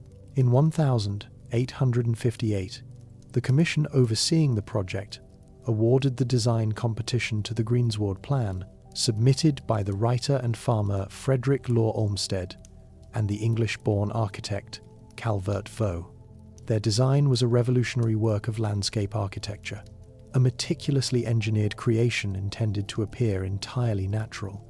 The plan's most innovative feature was its system of circulation, which separated different forms of traffic by creating sunken transverse roads for commercial vehicles, allowing the park to be experienced as an uninterrupted pastoral expanse. The construction was a monumental feat of civil engineering. Over the next 2 decades, work crews moved nearly 3 million cubic yards of earth, blasted out rock formations with more gunpowder than was used at the Battle of Gettysburg, and planted over 4 million trees, shrubs, and plants. The entire landscape, from its rolling meadows to its placid lakes, was a carefully constructed artifice, a testament to an ambitious civic vision to impose a therapeutic, democratic nature upon the heart of the chaotic urban grid. In the decades surrounding the mid-19th century, New York City's commercial supremacy extended into the realm of arts and letters, solidifying its position as the nation's undisputed literary capital.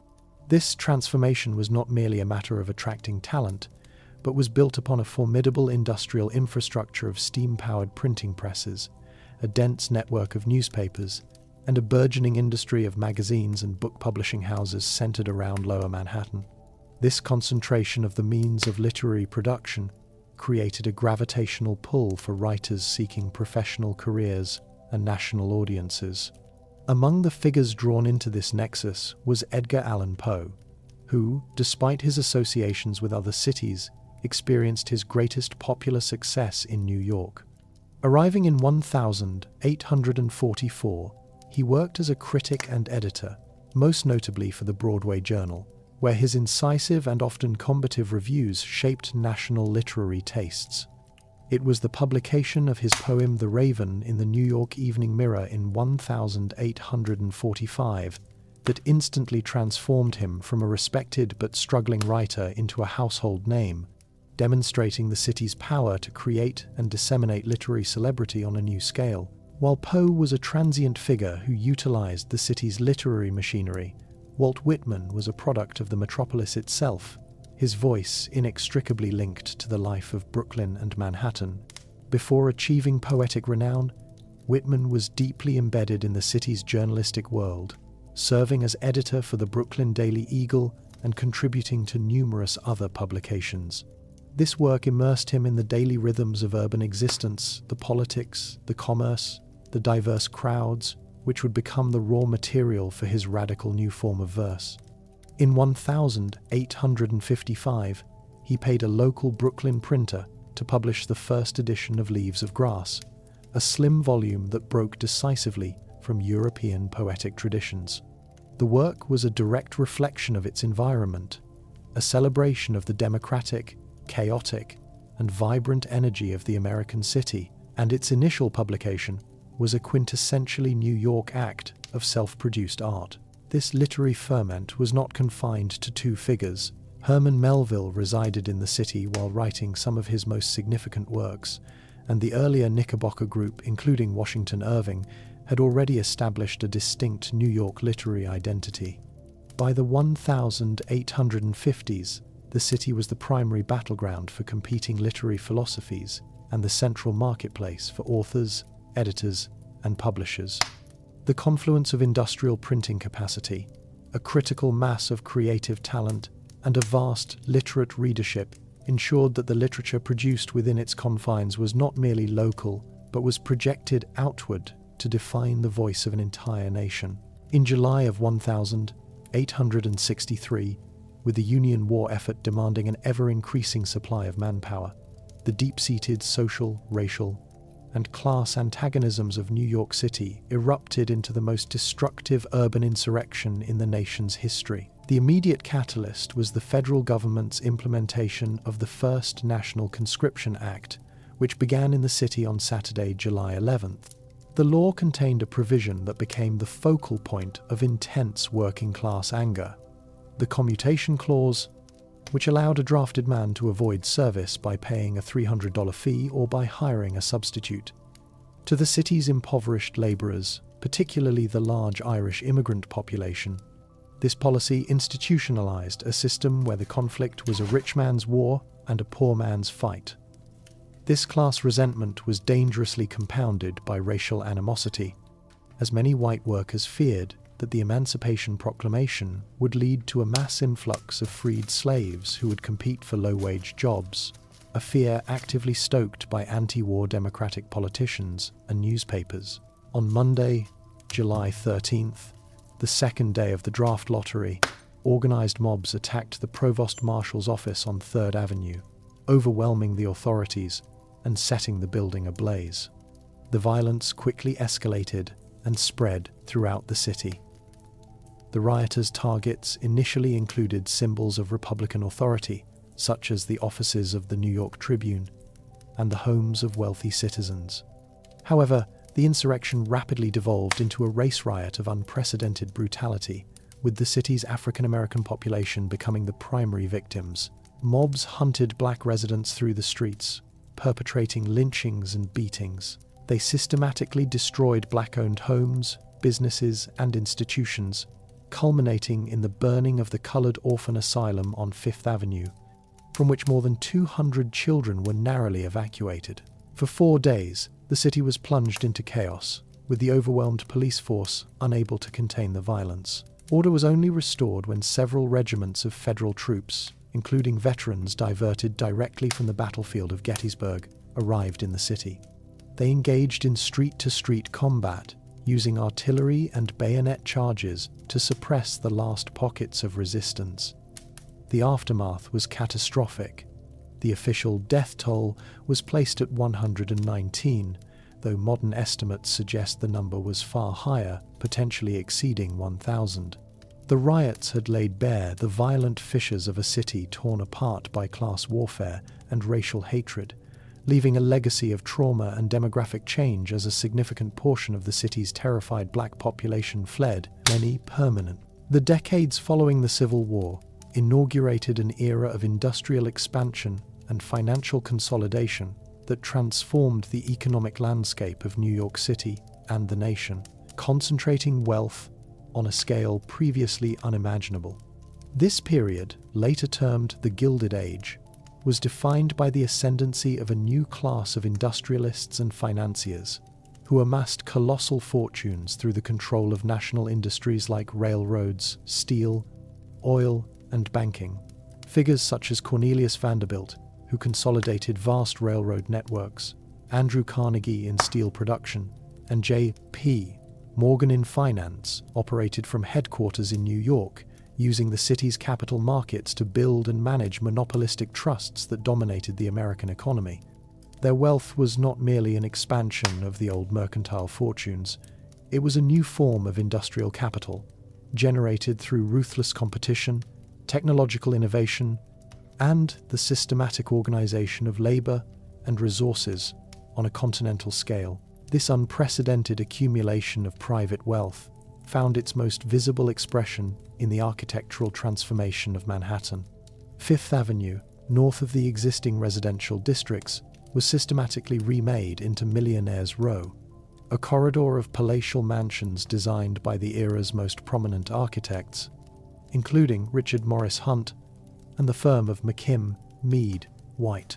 These were not mere homes, but European-style chateaux and Italianate palazzos, constructed from imported marble and filled with art treasures from around the world, serving as theatres for a highly ritualized social life. This conspicuous consumption was paralleled by the creation of exclusive social institutions designed to solidify the status of the new elite. The establishment of the Metropolitan Museum of Art in 1870 and the Metropolitan Opera in 1883 provided venues for cultural patronage, while private clubs like the Union League Club became sanctuaries for the city's most powerful men. This lavish display of opulence, however, stood in stark and immediate contrast to the conditions in which the majority of the city's population lived.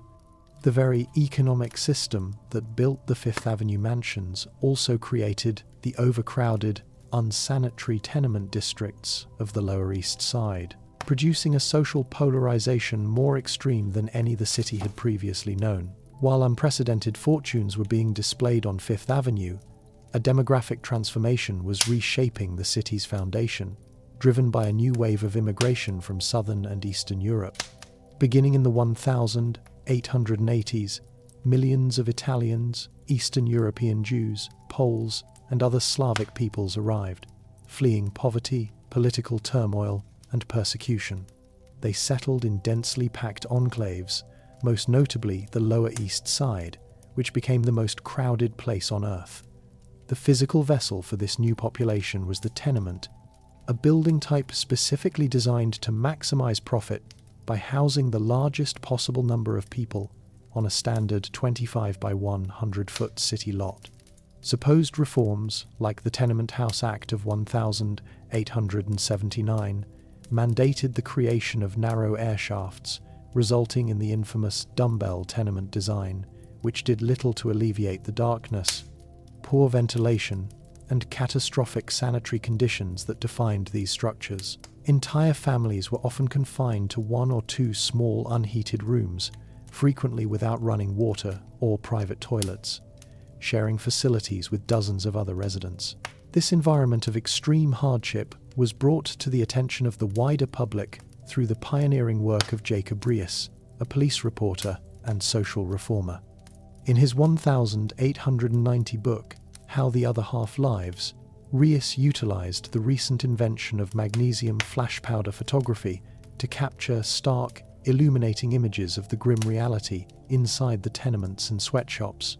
His photographs were a revelation, exposing the city's elite to the squalor that their economic system produced. Rees documented not just the physical decay but the economic exploitation endemic to the immigrant experience, particularly the piecework system of the garment industry, where entire families, including young children, labored for meager wages in their own cramped apartments. Yet within these oppressive conditions, immigrant communities forged resilient and vibrant social structures. They established thousands of mutual aid societies, or Landsmannschaften, which provided health insurance, burial services, and a crucial social safety net. Synagogues, churches, and storefront social clubs served as centers of cultural preservation and community life, while a thriving Yiddish press and theater scene offered intellectual and artistic sustenance. This dense network of self-organized institutions provided the critical support system that enabled survival and adaptation in a city that offered little official assistance, creating a world of profound struggle and enduring community. In the years immediately following the Civil War, the political machinery of Tammany Hall, under the absolute control of William McGeer Boss Tweed, reached the zenith of its power and perfected a system of municipal corruption on an industrial scale. The Tweed Ring was not merely a group of corrupt individuals. It was a disciplined organization that held a monopoly on political and financial power in New York City. Tweed himself, a state senator, and his inner circle including Mayor A. Oakey Hall, Comptroller Richard Connolly, and Public Works Commissioner Peter Sweeney, controlled every lever of city government. This absolute authority allowed them to orchestrate a systematic plunder of the city treasury that was audacious in its scope and simplicity. The Ring's primary mechanism for graft was the manipulation of public works contracts. The city would award contracts for construction projects at vastly inflated prices to companies controlled by the Ring's associates. These contractors would then provide substantial kickbacks to Tweed and his cronies, often amounting to more than 60% of the payment. The most notorious symbol of this corruption was the New York County Courthouse, a project whose initial budget of $250,000 ultimately swelled to an estimated $13 million. Every invoice was an instrument of fraud. A single plasterer was paid nearly $3 million for his work. 40 chairs and 3 tables cost the city $179,000. Thermometers were purchased for $7,500 each. This systematic theft was sustained by Tammany's complete control over the city's electorate, particularly the immigrant vote, which was secured through a well-organized system of patronage and social services that ensured unwavering loyalty at the polls. By 1871, the Ring's graft was estimated to have cost the city between $25 and $200 million, an amount equivalent to billions in the modern era, pushing New York to the brink of bankruptcy. The Ring's downfall was precipitated by a two-pronged assault from the press and political reformers. The scathing political cartoons of Thomas Nast in Harper's Weekly translated the complex financial crimes into powerful images that resonated even with the city's illiterate population, while the New York Times published a series of investigative articles exposing the Ring's ledgers.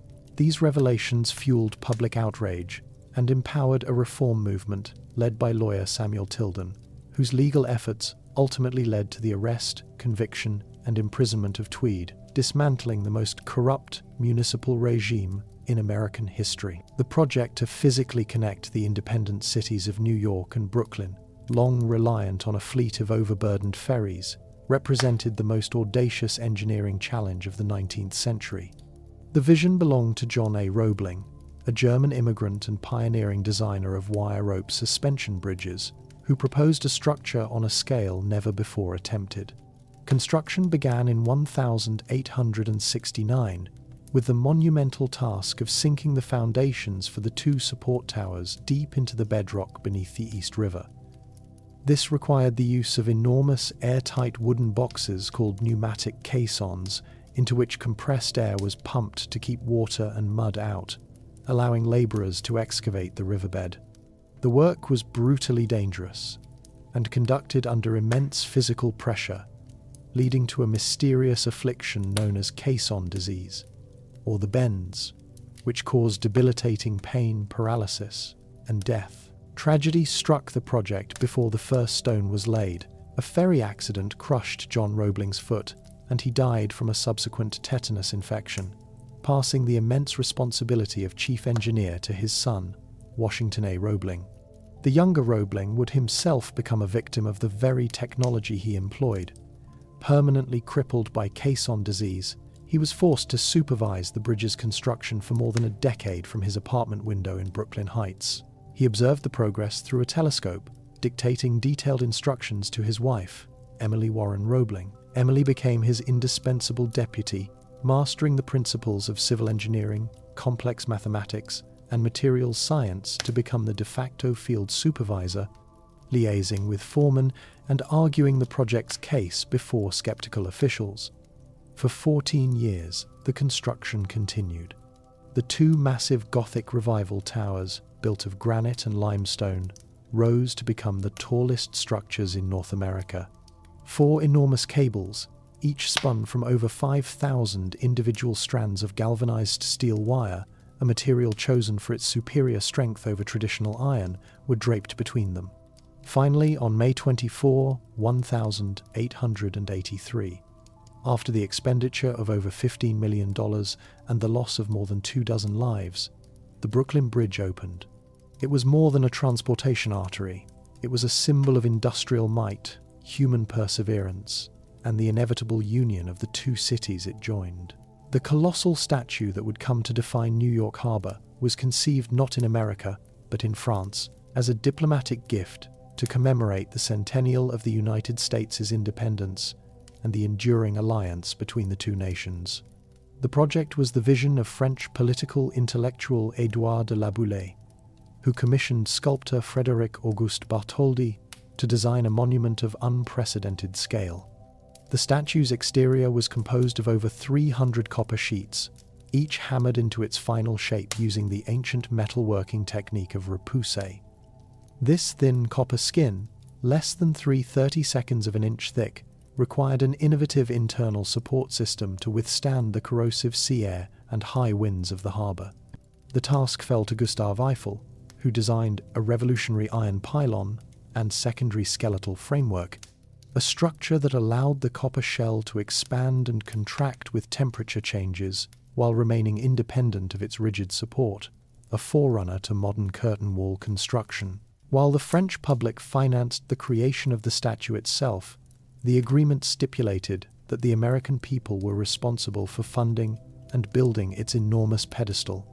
This proved to be a formidable challenge, as fundraising efforts in the United States languished for years, threatening the project's completion. The situation was resolved through the intervention of Joseph Pulitzer, publisher of the New York World, who launched a populist fundraising campaign. By promising to print the name of every single contributor, regardless of the amount, he galvanized the public, raising over $100,000 in 6 months, mostly from donations of less than $1. In June 1885, the statue arrived in New York Harbor, disassembled and packed into more than 200 wooden crates. Over the next year, it was meticulously reassembled on its newly completed pedestal on Bedloe's Island. On October 28, 1886, President Grover Cleveland formally dedicated the Statue of Liberty. Its meaning, however, would evolve. The opening of the federal immigration station on nearby Ellis Island in 1892 transformed the statue from a symbol of Republican ideals into a beacon of hope. This new identity was permanently cemented in 1903 with the installation of a plaque bearing Emma Lazarus's sonnet, the new colossus, which redefined the monument as a welcoming mother to the world's dispossessed. By the final decade of the 19th century, the region surrounding New York Harbor comprised a fragmented collection of competing municipalities. The city of New York was confined to Manhattan and a portion of the Bronx, while across the East River, the independent city of Brooklyn stood as the third most populous urban center in the entire nation. Surrounding them were the largely rural towns of Queens and Richmond counties. The movement to unify these disparate entities into a single metropolis was a decades-long political project, championed most persistently by Andrew Haswell Green, a civic leader who envisioned a consolidated city that could rival London and Paris in scale, economic power, and administrative efficiency. Proponents argued that a single municipal government was essential for the coordinated development of the harbour's shared infrastructure, including port facilities, water supply, and sanitation systems, which were inefficiently managed by dozens of separate local authorities. The political battle over consolidation was intensely contentious, particularly in Brooklyn, where a fierce sense of civic identity and pride fueled a powerful anti-annexation movement. Many Brooklynites referred to the proposed merger as the Great Mistake, fearing their city's distinct character and political autonomy would be subsumed by the commercial interests and corrupt political machinery of Manhattan-based Tammany Hall. The debate was ultimately decided not by popular sentiment alone, but by a complex interplay of political and economic forces. A non-binding referendum in 1894 revealed a narrow majority in favor of consolidation across the entire region, though the vote in Brooklyn itself was won by a margin of only a few hundred votes. The final decision fell to the New York State Legislature, which, under intense lobbying from business leaders and Republican state officials eager to dilute Tammany's power, passed the Greater New York Charter in 1897. On January 1, 1898, the act took effect, and the separate municipalities were legally dissolved, their populations and territories absorbed into a single entity. Overnight, Greater New York was born, its population instantly swelling to over 3.4 million, creating the second largest city in the world. The new charter established the five-borough system, a unique political structure that balanced centralized authority under a single mayor with local administration through 5 borough presidents, forging the vast, unified metropolis that would define the 20th century. The dawn of the 20th century witnessed the rise of a powerful counter-movement to the excesses and inequities of the Gilded Age. The progressive era in New York was not a monolithic campaign, but a convergence of determined efforts from disparate corners of society, united by a common belief in scientific principles, governmental intervention, and moral responsibility to address the city's systemic crises. This battle for reform was waged by a new class of investigative journalists, social workers, and reform-minded politicians who sought to dismantle the corrupt political machines and ameliorate the brutal conditions of urban industrial life. At the forefront of this charge were the muckraking journalists, who used the new medium of the mass circulation magazine to expose the city's hidden afflictions. Writers like Lincoln Steffens, in his landmark series The Shame of the Cities, meticulously documented the web of graft connecting Tammany Hall politicians, police officials, and organized crime, presenting urban corruption not as the work of a few bad men, but as a deeply ingrained system of political business. This journalistic exposure created the public mandate for the work of on-the-ground social reformers. Pioneering figures like Lillian Wald established the Henry Street Settlement on the Lower East Side, creating a new model for social work that went beyond simple charity. Settlement houses provided essential services, offering public health nursing, educational classes, and recreational activities directly within immigrant communities. Crucially, they also functioned as laboratories for social research, with residents like Florence Kelly using their first-hand observations to lobby for landmark legislation, leading the National Consumers League in its fight for the abolition of child labor and the establishment of minimum wage laws. This combination of direct aid and political advocacy was instrumental in translating the moral outrage sparked by muckrakers into tangible policy. The political expression of this reformist zeal culminated in the repeated electoral challenges to Tammany Hall's dominance. The election of Seth Low, the president of Columbia University, as mayor in 1901 on a fusion ticket, represented a pivotal victory for the movement. His administration undertook a systematic overhaul of municipal governance, implementing civil service reforms to replace political patronage with a merit-based system for city employment. This era saw the passage of the landmark Tenement House Act of 1901, which mandated dramatic improvements in housing, requiring outward-facing windows in every room, indoor toilets for each apartment, and improved fire safety measures. The city's own departments were professionalized, most notably the sanitation department under Colonel George Waring Jr., whose white wings brought a new standard of cleanliness to the streets, drastically reducing disease rates and demonstrating the profound impact of efficient, non-corrupt public service. The vertical transformation of New York's skyline was not born from a single vision, but from the confluence of relentless economic pressure and a series of transformative technological breakthroughs. The fixed geography of Manhattan Island, coupled with soaring land values in the financial district, created an inescapable commercial logic. With no room to expand outward, the city's ambition had to be channeled upward. This vertical ascent was made possible by the invention of the steel frame skeleton, a structural innovation that liberated buildings from the immense weight and thickness of traditional masonry load-bearing walls. Instead of the walls supporting the building, a rigid internal skeleton of steel beams and girders carried the load, allowing for unprecedented height and the integration of large windows.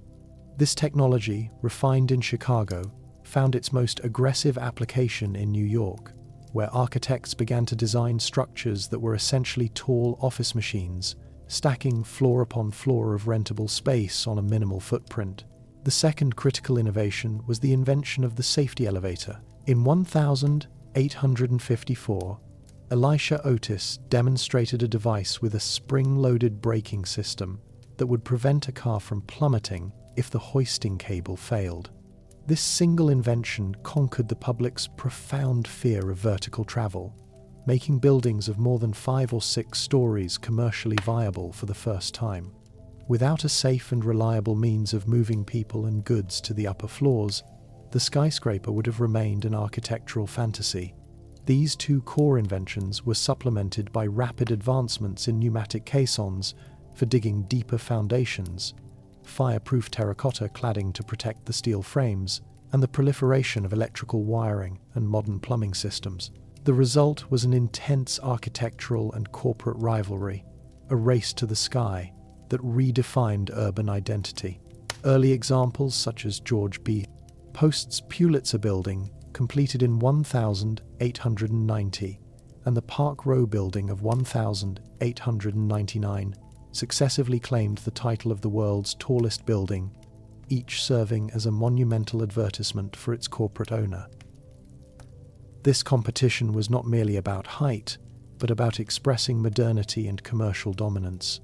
Daniel Burnham's Flatiron Building, completed in 1902, though never the tallest, became an instant icon due to its dramatic triangular shape dictated by the intersection of Broadway and Fifth Avenue.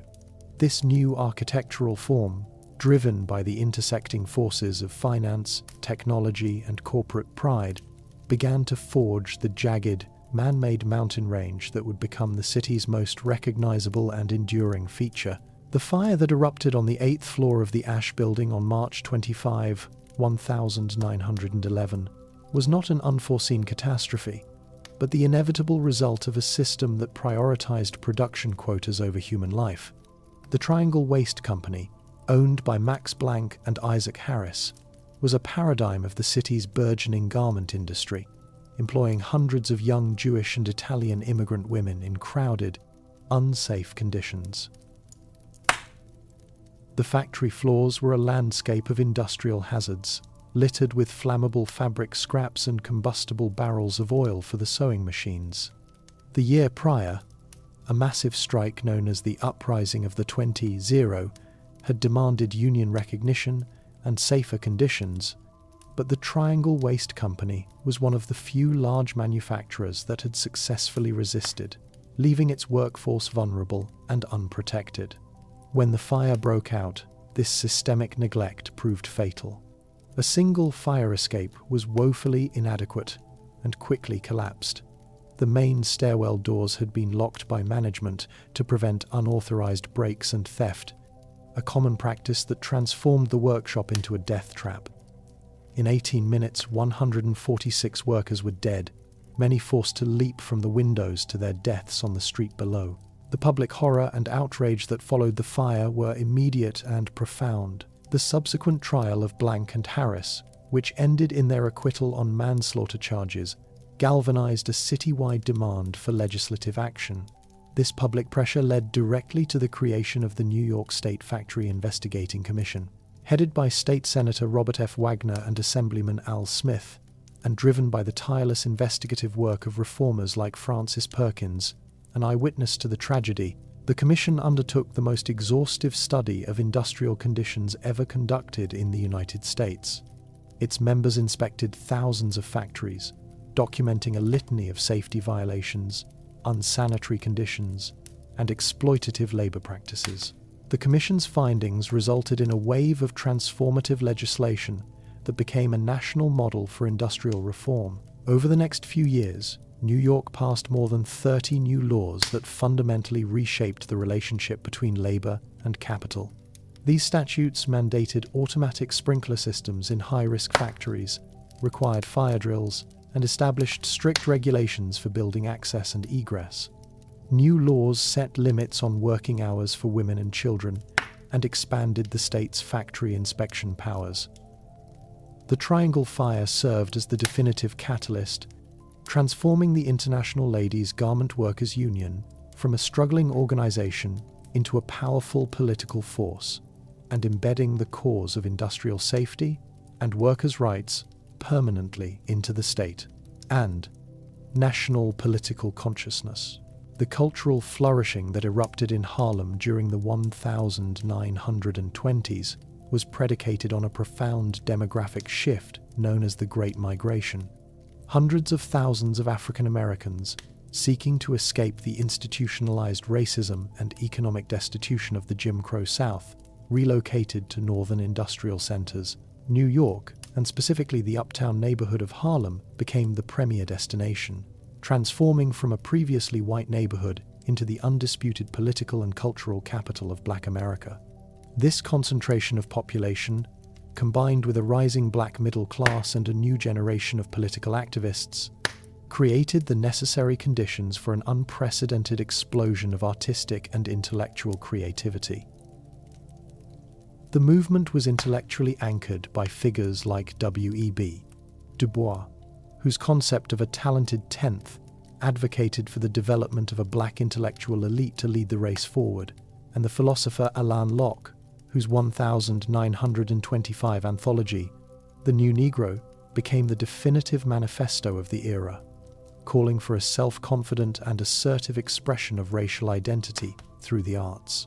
This intellectual framework gave rise to a literary movement of extraordinary scope and influence. Poets and authors like Langston Hughes, Claude McKay, and Countee Cullen explored the complex realities of black life in America, while Zora Neale Hurston conducted groundbreaking anthropological work that celebrated the richness of Southern folk traditions and vernacular speech in novels like Their Eyes Were Watching God.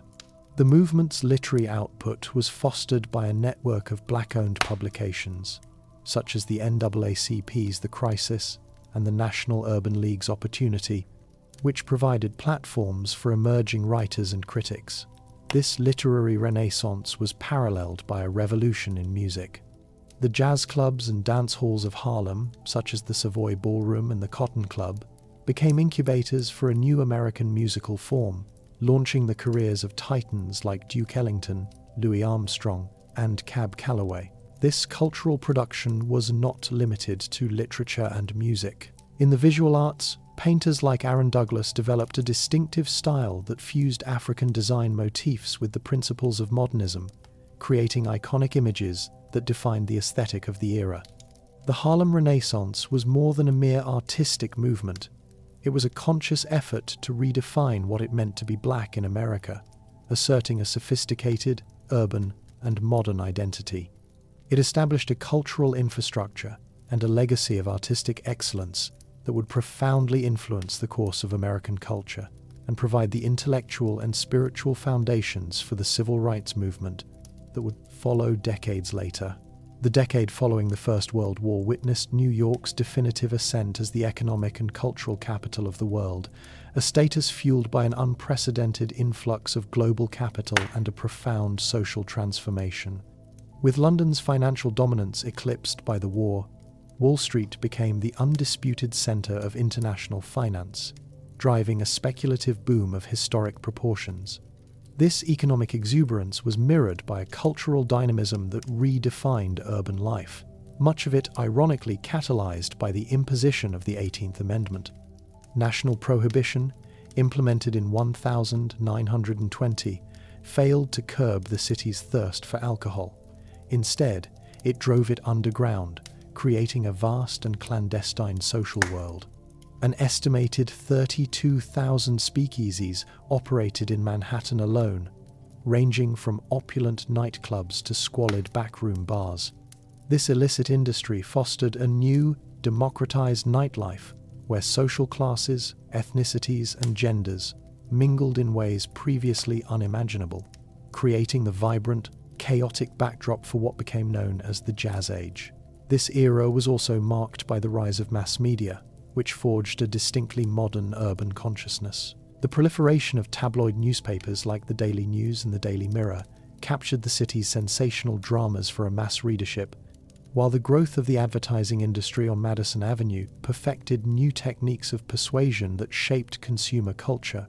Radio broadcasting emerged as a powerful new force, with stations like WEEF, later WNBC, transmitting live music and entertainment directly into the homes of a rapidly expanding audience. This period saw the codification of new social archetypes, most notably the flapper, a symbol of female liberation characterized by new fashions, public smoking, and a rejection of traditional Victorian social constraints. The physical city continued its vertical transformation, with the construction boom reaching its zenith. The frenetic pace was exemplified by the start of construction on the Chrysler Building and the Empire State Building, each vying to become the world's tallest structure. This relentless upward expansion was financed by a stock market fueled by widespread speculation and the novel practice of buying on margin, allowing ordinary citizens to invest with borrowed money. Broadway solidified its reputation as the epicenter of American theater, while the songwriters of Tin Pan Alley churned out the popular music that defined the national soundtrack. For a glittering, tumultuous decade, New York was the undeniable nexus of modernity, a metropolis powered by illegal gin, soaring stock prices, and a revolutionary cultural energy that would come to a sudden and catastrophic halt. The speculative bubble that had defined the previous decade burst with catastrophic finality on October 29, 1929, a day that became known as Black Tuesday. The collapse of the New York Stock Exchange was not merely a financial event, but the start of a profound social and economic unraveling for the city that had been its engine. In the immediate aftermath, the city's intricate financial ecosystem seized up. Over the next 3 years, more than 750 New York banks would fail, wiping out the life savings of hundreds of thousands of citizens. With credit lines severed and consumer demand evaporating, businesses closed at an alarming rate. By 1932, unemployment in the city reached a staggering 25%, meaning over 1 million New Yorkers were out of work. The port, the lifeblood of the city's economy, saw its activity plummet as international trade ground to a halt, leaving the once bustling docks eerily silent and thousands of longshoremen jobless. The visible evidence of this economic collapse manifested on the city's streets with brutal clarity. Breadlines, organized by overwhelmed municipal agencies and private charities like the Salvation Army, snaked around city blocks, becoming a daily tableau of desperation. For those who had lost their homes, makeshift shantytowns, derisively named Hoovervilles, after the incumbent president, sprang up on marginal lands. The most prominent of these was erected on the drained reservoir bed of Central Park, a stark landscape of shacks built from scrap wood, metal, and packing crates standing in grim contrast to the luxury apartment buildings lining the park's perimeter.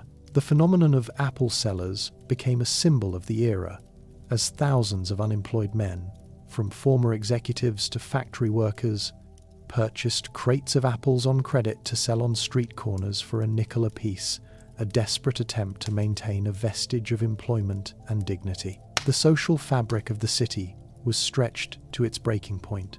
Evictions became a routine occurrence, with families and their possessions piled onto sidewalks, creating scenes of public misery known as curbstone markets. The municipal government under the flamboyant but ineffective Mayor Jimmy Walker proved utterly incapable of managing the scale of the crisis, its resources quickly exhausted and its leadership mired in corruption scandals. The decade of hardship fundamentally altered the psychology of the city, replacing the boundless optimism of the 20s with a pervasive sense of anxiety and precarity, creating a populace scarred by economic trauma and primed for the radical political and social transformations that were to come. The election of Fiorello H.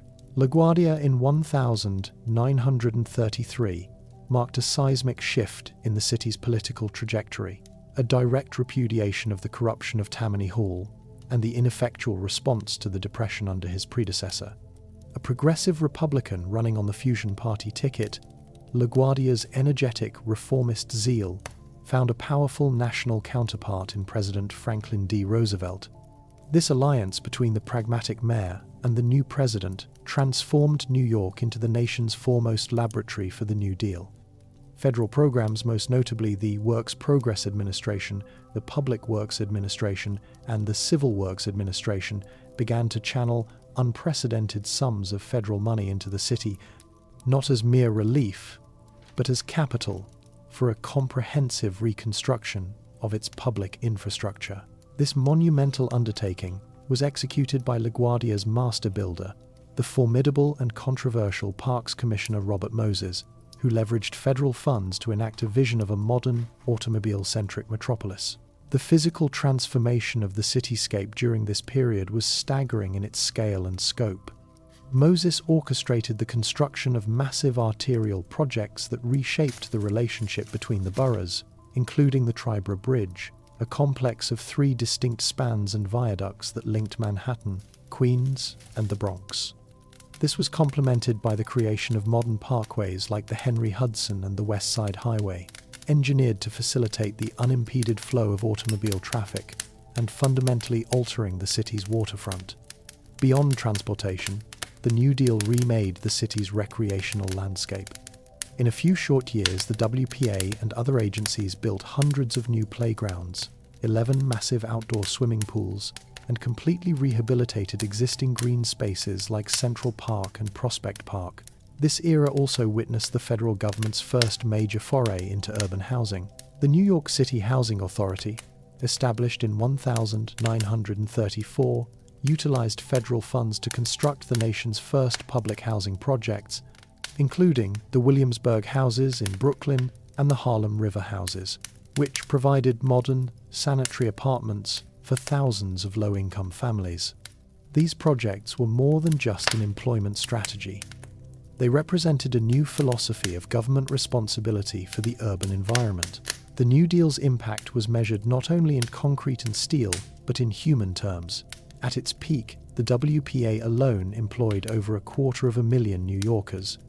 This decade of federally funded construction, driven by the political will of LaGuardia and the singular vision of Moses, forged the infrastructure of the modern 5-borough city, leaving a physical legacy that continues to define New York's form and function. For 4 decades, the physical development of New York was dominated by a single, unelected official, whose power often exceeded that of the mayors and governors he nominally served.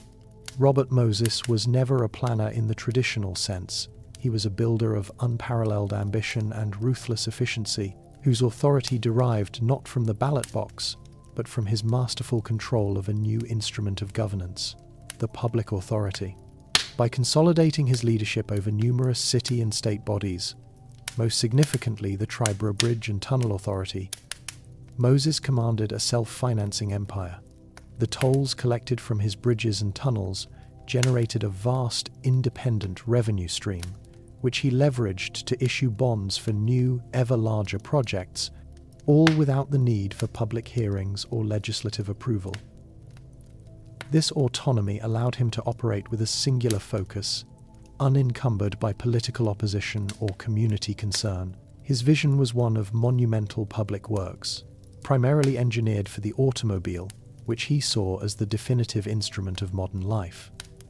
This conviction drove the construction of hundreds of miles of parkways and expressways, vast concrete arteries designed to move traffic with maximum efficiency.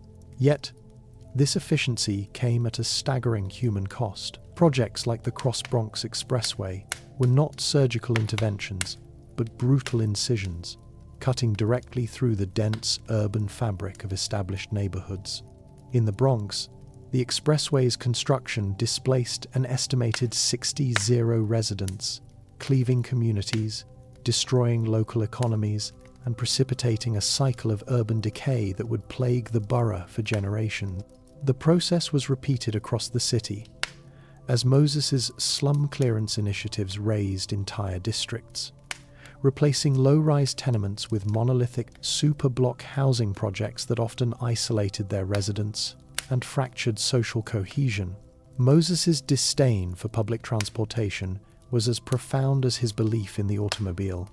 He consistently blocked proposals to incorporate rail lines into his new bridges and actively dismantled the city's existing trolley systems, ensuring a future dependent on cars. The design of his parkways, with their famously low overpasses, has been interpreted by critics as a deliberate social barrier, physically preventing public buses from carrying lower-income, predominantly minority populations to his pristine public beaches on Long Island. While he undeniably built much of the modern city's essential infrastructure from Jones Beach to the Verrazano Narrows Bridge, his legacy remains deeply controversial. He forged a modern metropolis of concrete and steel, but did so with an autocratic power that displaced hundreds of thousands, gutted vibrant neighborhoods, and embedded social and racial inequity directly into the physical landscape of New York. The conclusion of the Second World War initiated an era of unprecedented economic expansion in New York, yet this prosperity paradoxically precipitated a profound demographic crisis that would redefine the city for the remainder of the century. The return of millions of veterans, empowered by the Servicemen's Readjustment Act of 1944, commonly known as the GI Bill, created an acute housing shortage that the city's existing stock could not accommodate. Federal policy, however, overwhelmingly favored new construction in undeveloped areas over the rehabilitation of urban housing. The mortgage insurance programs offered by the Federal Housing Administration and the Veterans Administration were designed to underwrite low-interest, long-term loans for single-family homes, making the purchase of a new house in the suburbs more financially accessible for white veterans than renting an apartment in the city. This federal subsidization of suburbanization found its most iconic expression in developments like Levittown on Long Island, where assembly line construction techniques were employed to erect thousands of identical, affordable houses at a rapid pace. Aided by the expanding network of parkways and expressways, these nascent suburbs became powerful magnets for a specific segment of the urban population. The phenomenon of white flight was not a gradual drift, but a mass exodus. Between 1950 and 1970, New York City lost over 1.2 million white residents, while its African American and Puerto Rican populations grew substantially, confined to the aging urban core by discriminatory housing practices. This demographic shift was explicitly engineered by federal policy.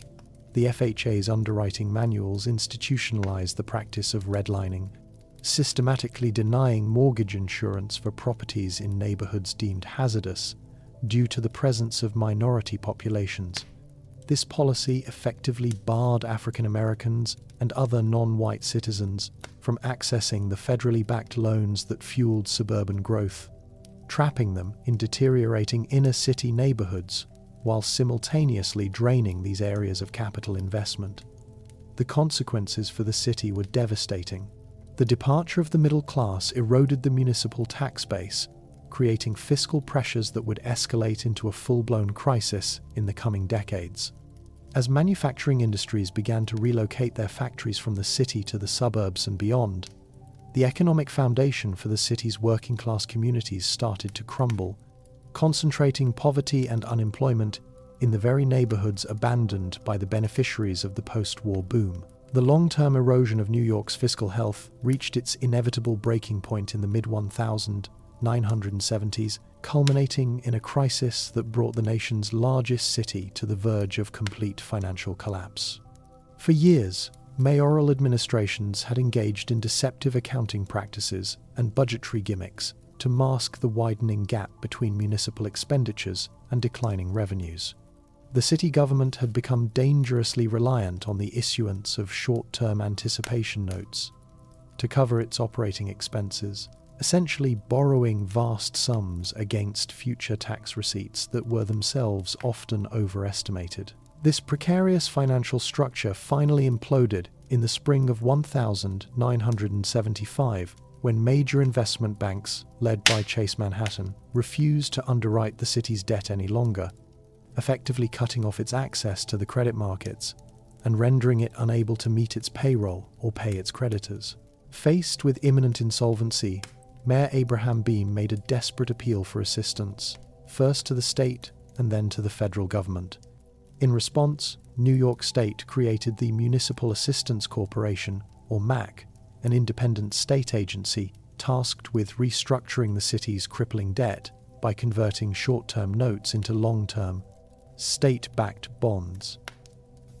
While MAC provided a temporary lifeline, it was insufficient to solve the underlying structural deficit.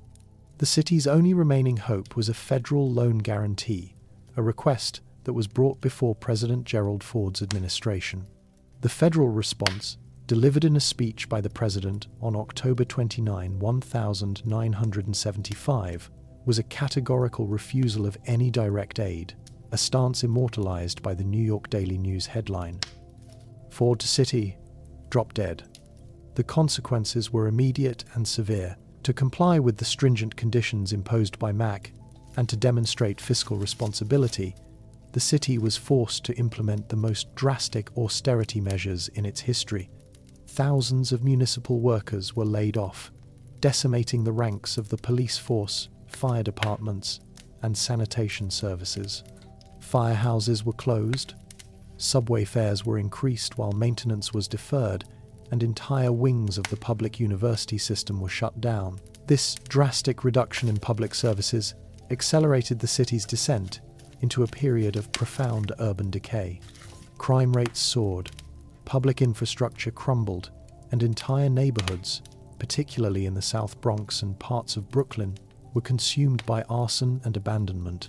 The citywide blackout of 1977, which triggered widespread looting and chaos, became a potent symbol of a metropolis that had lost control. While President Ford eventually signed a bill providing seasonal loans, the city's salvation came at the cost of its sovereignty, with its finances placed under the direct control of a state-appointed Emergency Financial Control Board, an arrangement that effectively ended home rule in New York for years to come. The 1980s subjected New York to a decade of profound and violent contradictions, a period when the city simultaneously functioned as the epicenter of a speculative financial boom and a landscape of deepening social collapse. The national climate of deregulation unleashed unprecedented forces on Wall Street, giving rise to new financial instruments like high-yield junk bonds and the aggressive practice of the leveraged buyout. This financial engineering fueled a surge of corporate mergers and acquisitions, generating immense fortunes for a new class of financiers and creating a culture of ostentatious wealth that became synonymous with the era. The city's real estate market was radically transformed by this influx of capital, as luxury condominium towers began to rise, and the term yuppie, young urban professional, entered the lexicon to describe the beneficiaries of this new gilded age. This narrative of prosperity, however, was confined to a narrow stratum of the city's economy. In the outer boroughs and struggling neighborhoods of Manhattan, a vastly different reality was unfolding. The introduction of crack cocaine in the mid-1980s acted as a powerful accelerant to the urban decay inherited from the fiscal crisis. As a cheap, potent, and highly addictive derivative of powder cocaine, crack devastated already vulnerable communities. Its distribution spawned a violent street-level economy, leading to a catastrophic surge in crime. Homicide rates, which had begun to climb in the late 1970s, exploded to levels never before seen, reaching a grim peak by the end of the decade. The physical environment mirrored this social breakdown. The subway system became a notorious symbol of municipal failure, its cars and stations covered in graffiti and widely perceived as lawless spaces. Yet, from these same conditions of neglect and marginalization, a powerful cultural renaissance emerged. In the South Bronx, the disciplines of hip-hop DJing, emceeing, graffiti writing, and breakdancing coalesced into a definitive artistic and social movement, an authentic expression of a generation abandoned by the formal economy. This nascent culture provided a voice and an identity for communities facing systemic disinvestment. Concurrently, the downtown art scene flourished in the East Village and Soho, where artists like Jean-Michel Basquiat and Keith Haring created work that moved from the city's streets and subways into the galleries of the international art world. The decade was thus defined by this stark duality: a city of spectacular wealth and desperate poverty, of corporate raiders and graffiti artists, where immense creative energy was being forged in the crucible of urban decay. The profound decay that characterized New York in the preceding decades began to recede in the 1990s, giving way to a period of dramatic and controversial urban resuscitation. This transformation was propelled by a fundamental shift in municipal governance following the 1993 mayoral election of Rudolph Giuliani, a former federal prosecutor who campaigned on a platform of restoring order. The new administration's approach to law enforcement was anchored in the broken windows theory, a criminological concept which posited that visible signs of disorder, such as graffiti and turnstile jumping, created an environment that encouraged more serious crime. Under Police Commissioner William Bratton, the New York City Police Department implemented this theory through a policy of zero tolerance for minor infractions. This strategy was coupled with a revolutionary data-driven management tool called CompStat, which used computer mapping to identify crime hotspots in real time and hold precinct commanders directly accountable for crime statistics in their areas. The results were immediate and statistically staggering. Throughout the decade, crime rates across all categories plummeted. Most notably, the city's homicide count, which had exceeded 2,000 annually at its peak, fell by nearly 70% by the year 2000. While the administration credited its aggressive policing tactics for this success, a national decline in crime rates, the waning of the crack epidemic, and demographic shifts presented a more complex causality that remains a subject of intense academic and public debate. This newfound sense of public safety, however, created the necessary precondition for the decade's other defining transformation: the corporate redevelopment of the city's most blighted and notorious public space. Times Square, long a symbol of urban decay dominated by pornography theaters, drug trafficking, and petty crime, became the primary focus of a deliberate and heavily subsidized campaign of urban renewal. The city, through entities like the 41 Street Development Project, offered substantial tax abatements and financial incentives to attract major corporate investment. The turning point came when the Walt Disney Company agreed to undertake a complete restoration of the historic New Amsterdam Theatre, a landmark deal that signaled to other corporations that the area was now safe for commercial enterprise. This initial investment triggered a cascade of development. The old pornographic storefronts were systematically shuttered, replaced by a new generation of themed restaurants, major retail outlets, and broadcast studios. The physical environment was remade with the installation of massive, dazzling electronic billboards, transforming the intersection into the sanitized, brightly lit, and commercially saturated tourist destination that would define its image for the 21st century. The civic confidence and relative tranquility that had settled over New York at the close of the 20th century was irrevocably shattered on the morning of September 11, 2001, by a series of coordinated terrorist attacks that constituted the single most destructive event in the city's history. At 8:46 a.m., American Airlines Flight 11 was deliberately flown into the North Tower of the World Trade Center. 17 minutes later, at 9:03 a.m., United Airlines Flight 175 struck the South Tower. The impacts and the ensuing fires, fed by tens of thousands of gallons of jet fuel, fatally compromised the structural integrity of the steel superstructures. The unprecedented heat caused the steel support columns to weaken, initiating a catastrophic failure that led to the complete progressive collapse of the South Tower at 9:59 a.m., followed by the North Tower at 10:28 a.m. The destruction of the Twin Towers, along with the collapse of 7 World Trade Center later that afternoon from ancillary damage, resulted in the deaths of 753 people at the site, including hundreds of first responders from the fire department and police department who had entered the towers in a massive rescue effort. The immediate aftermath transformed 16 acres of Lower Manhattan into a disaster zone, which became universally known as Ground Zero. All of New York City's airspace was closed, and for the first time in its history, every bridge and tunnel into Manhattan was shut down, isolating the island from the outside world.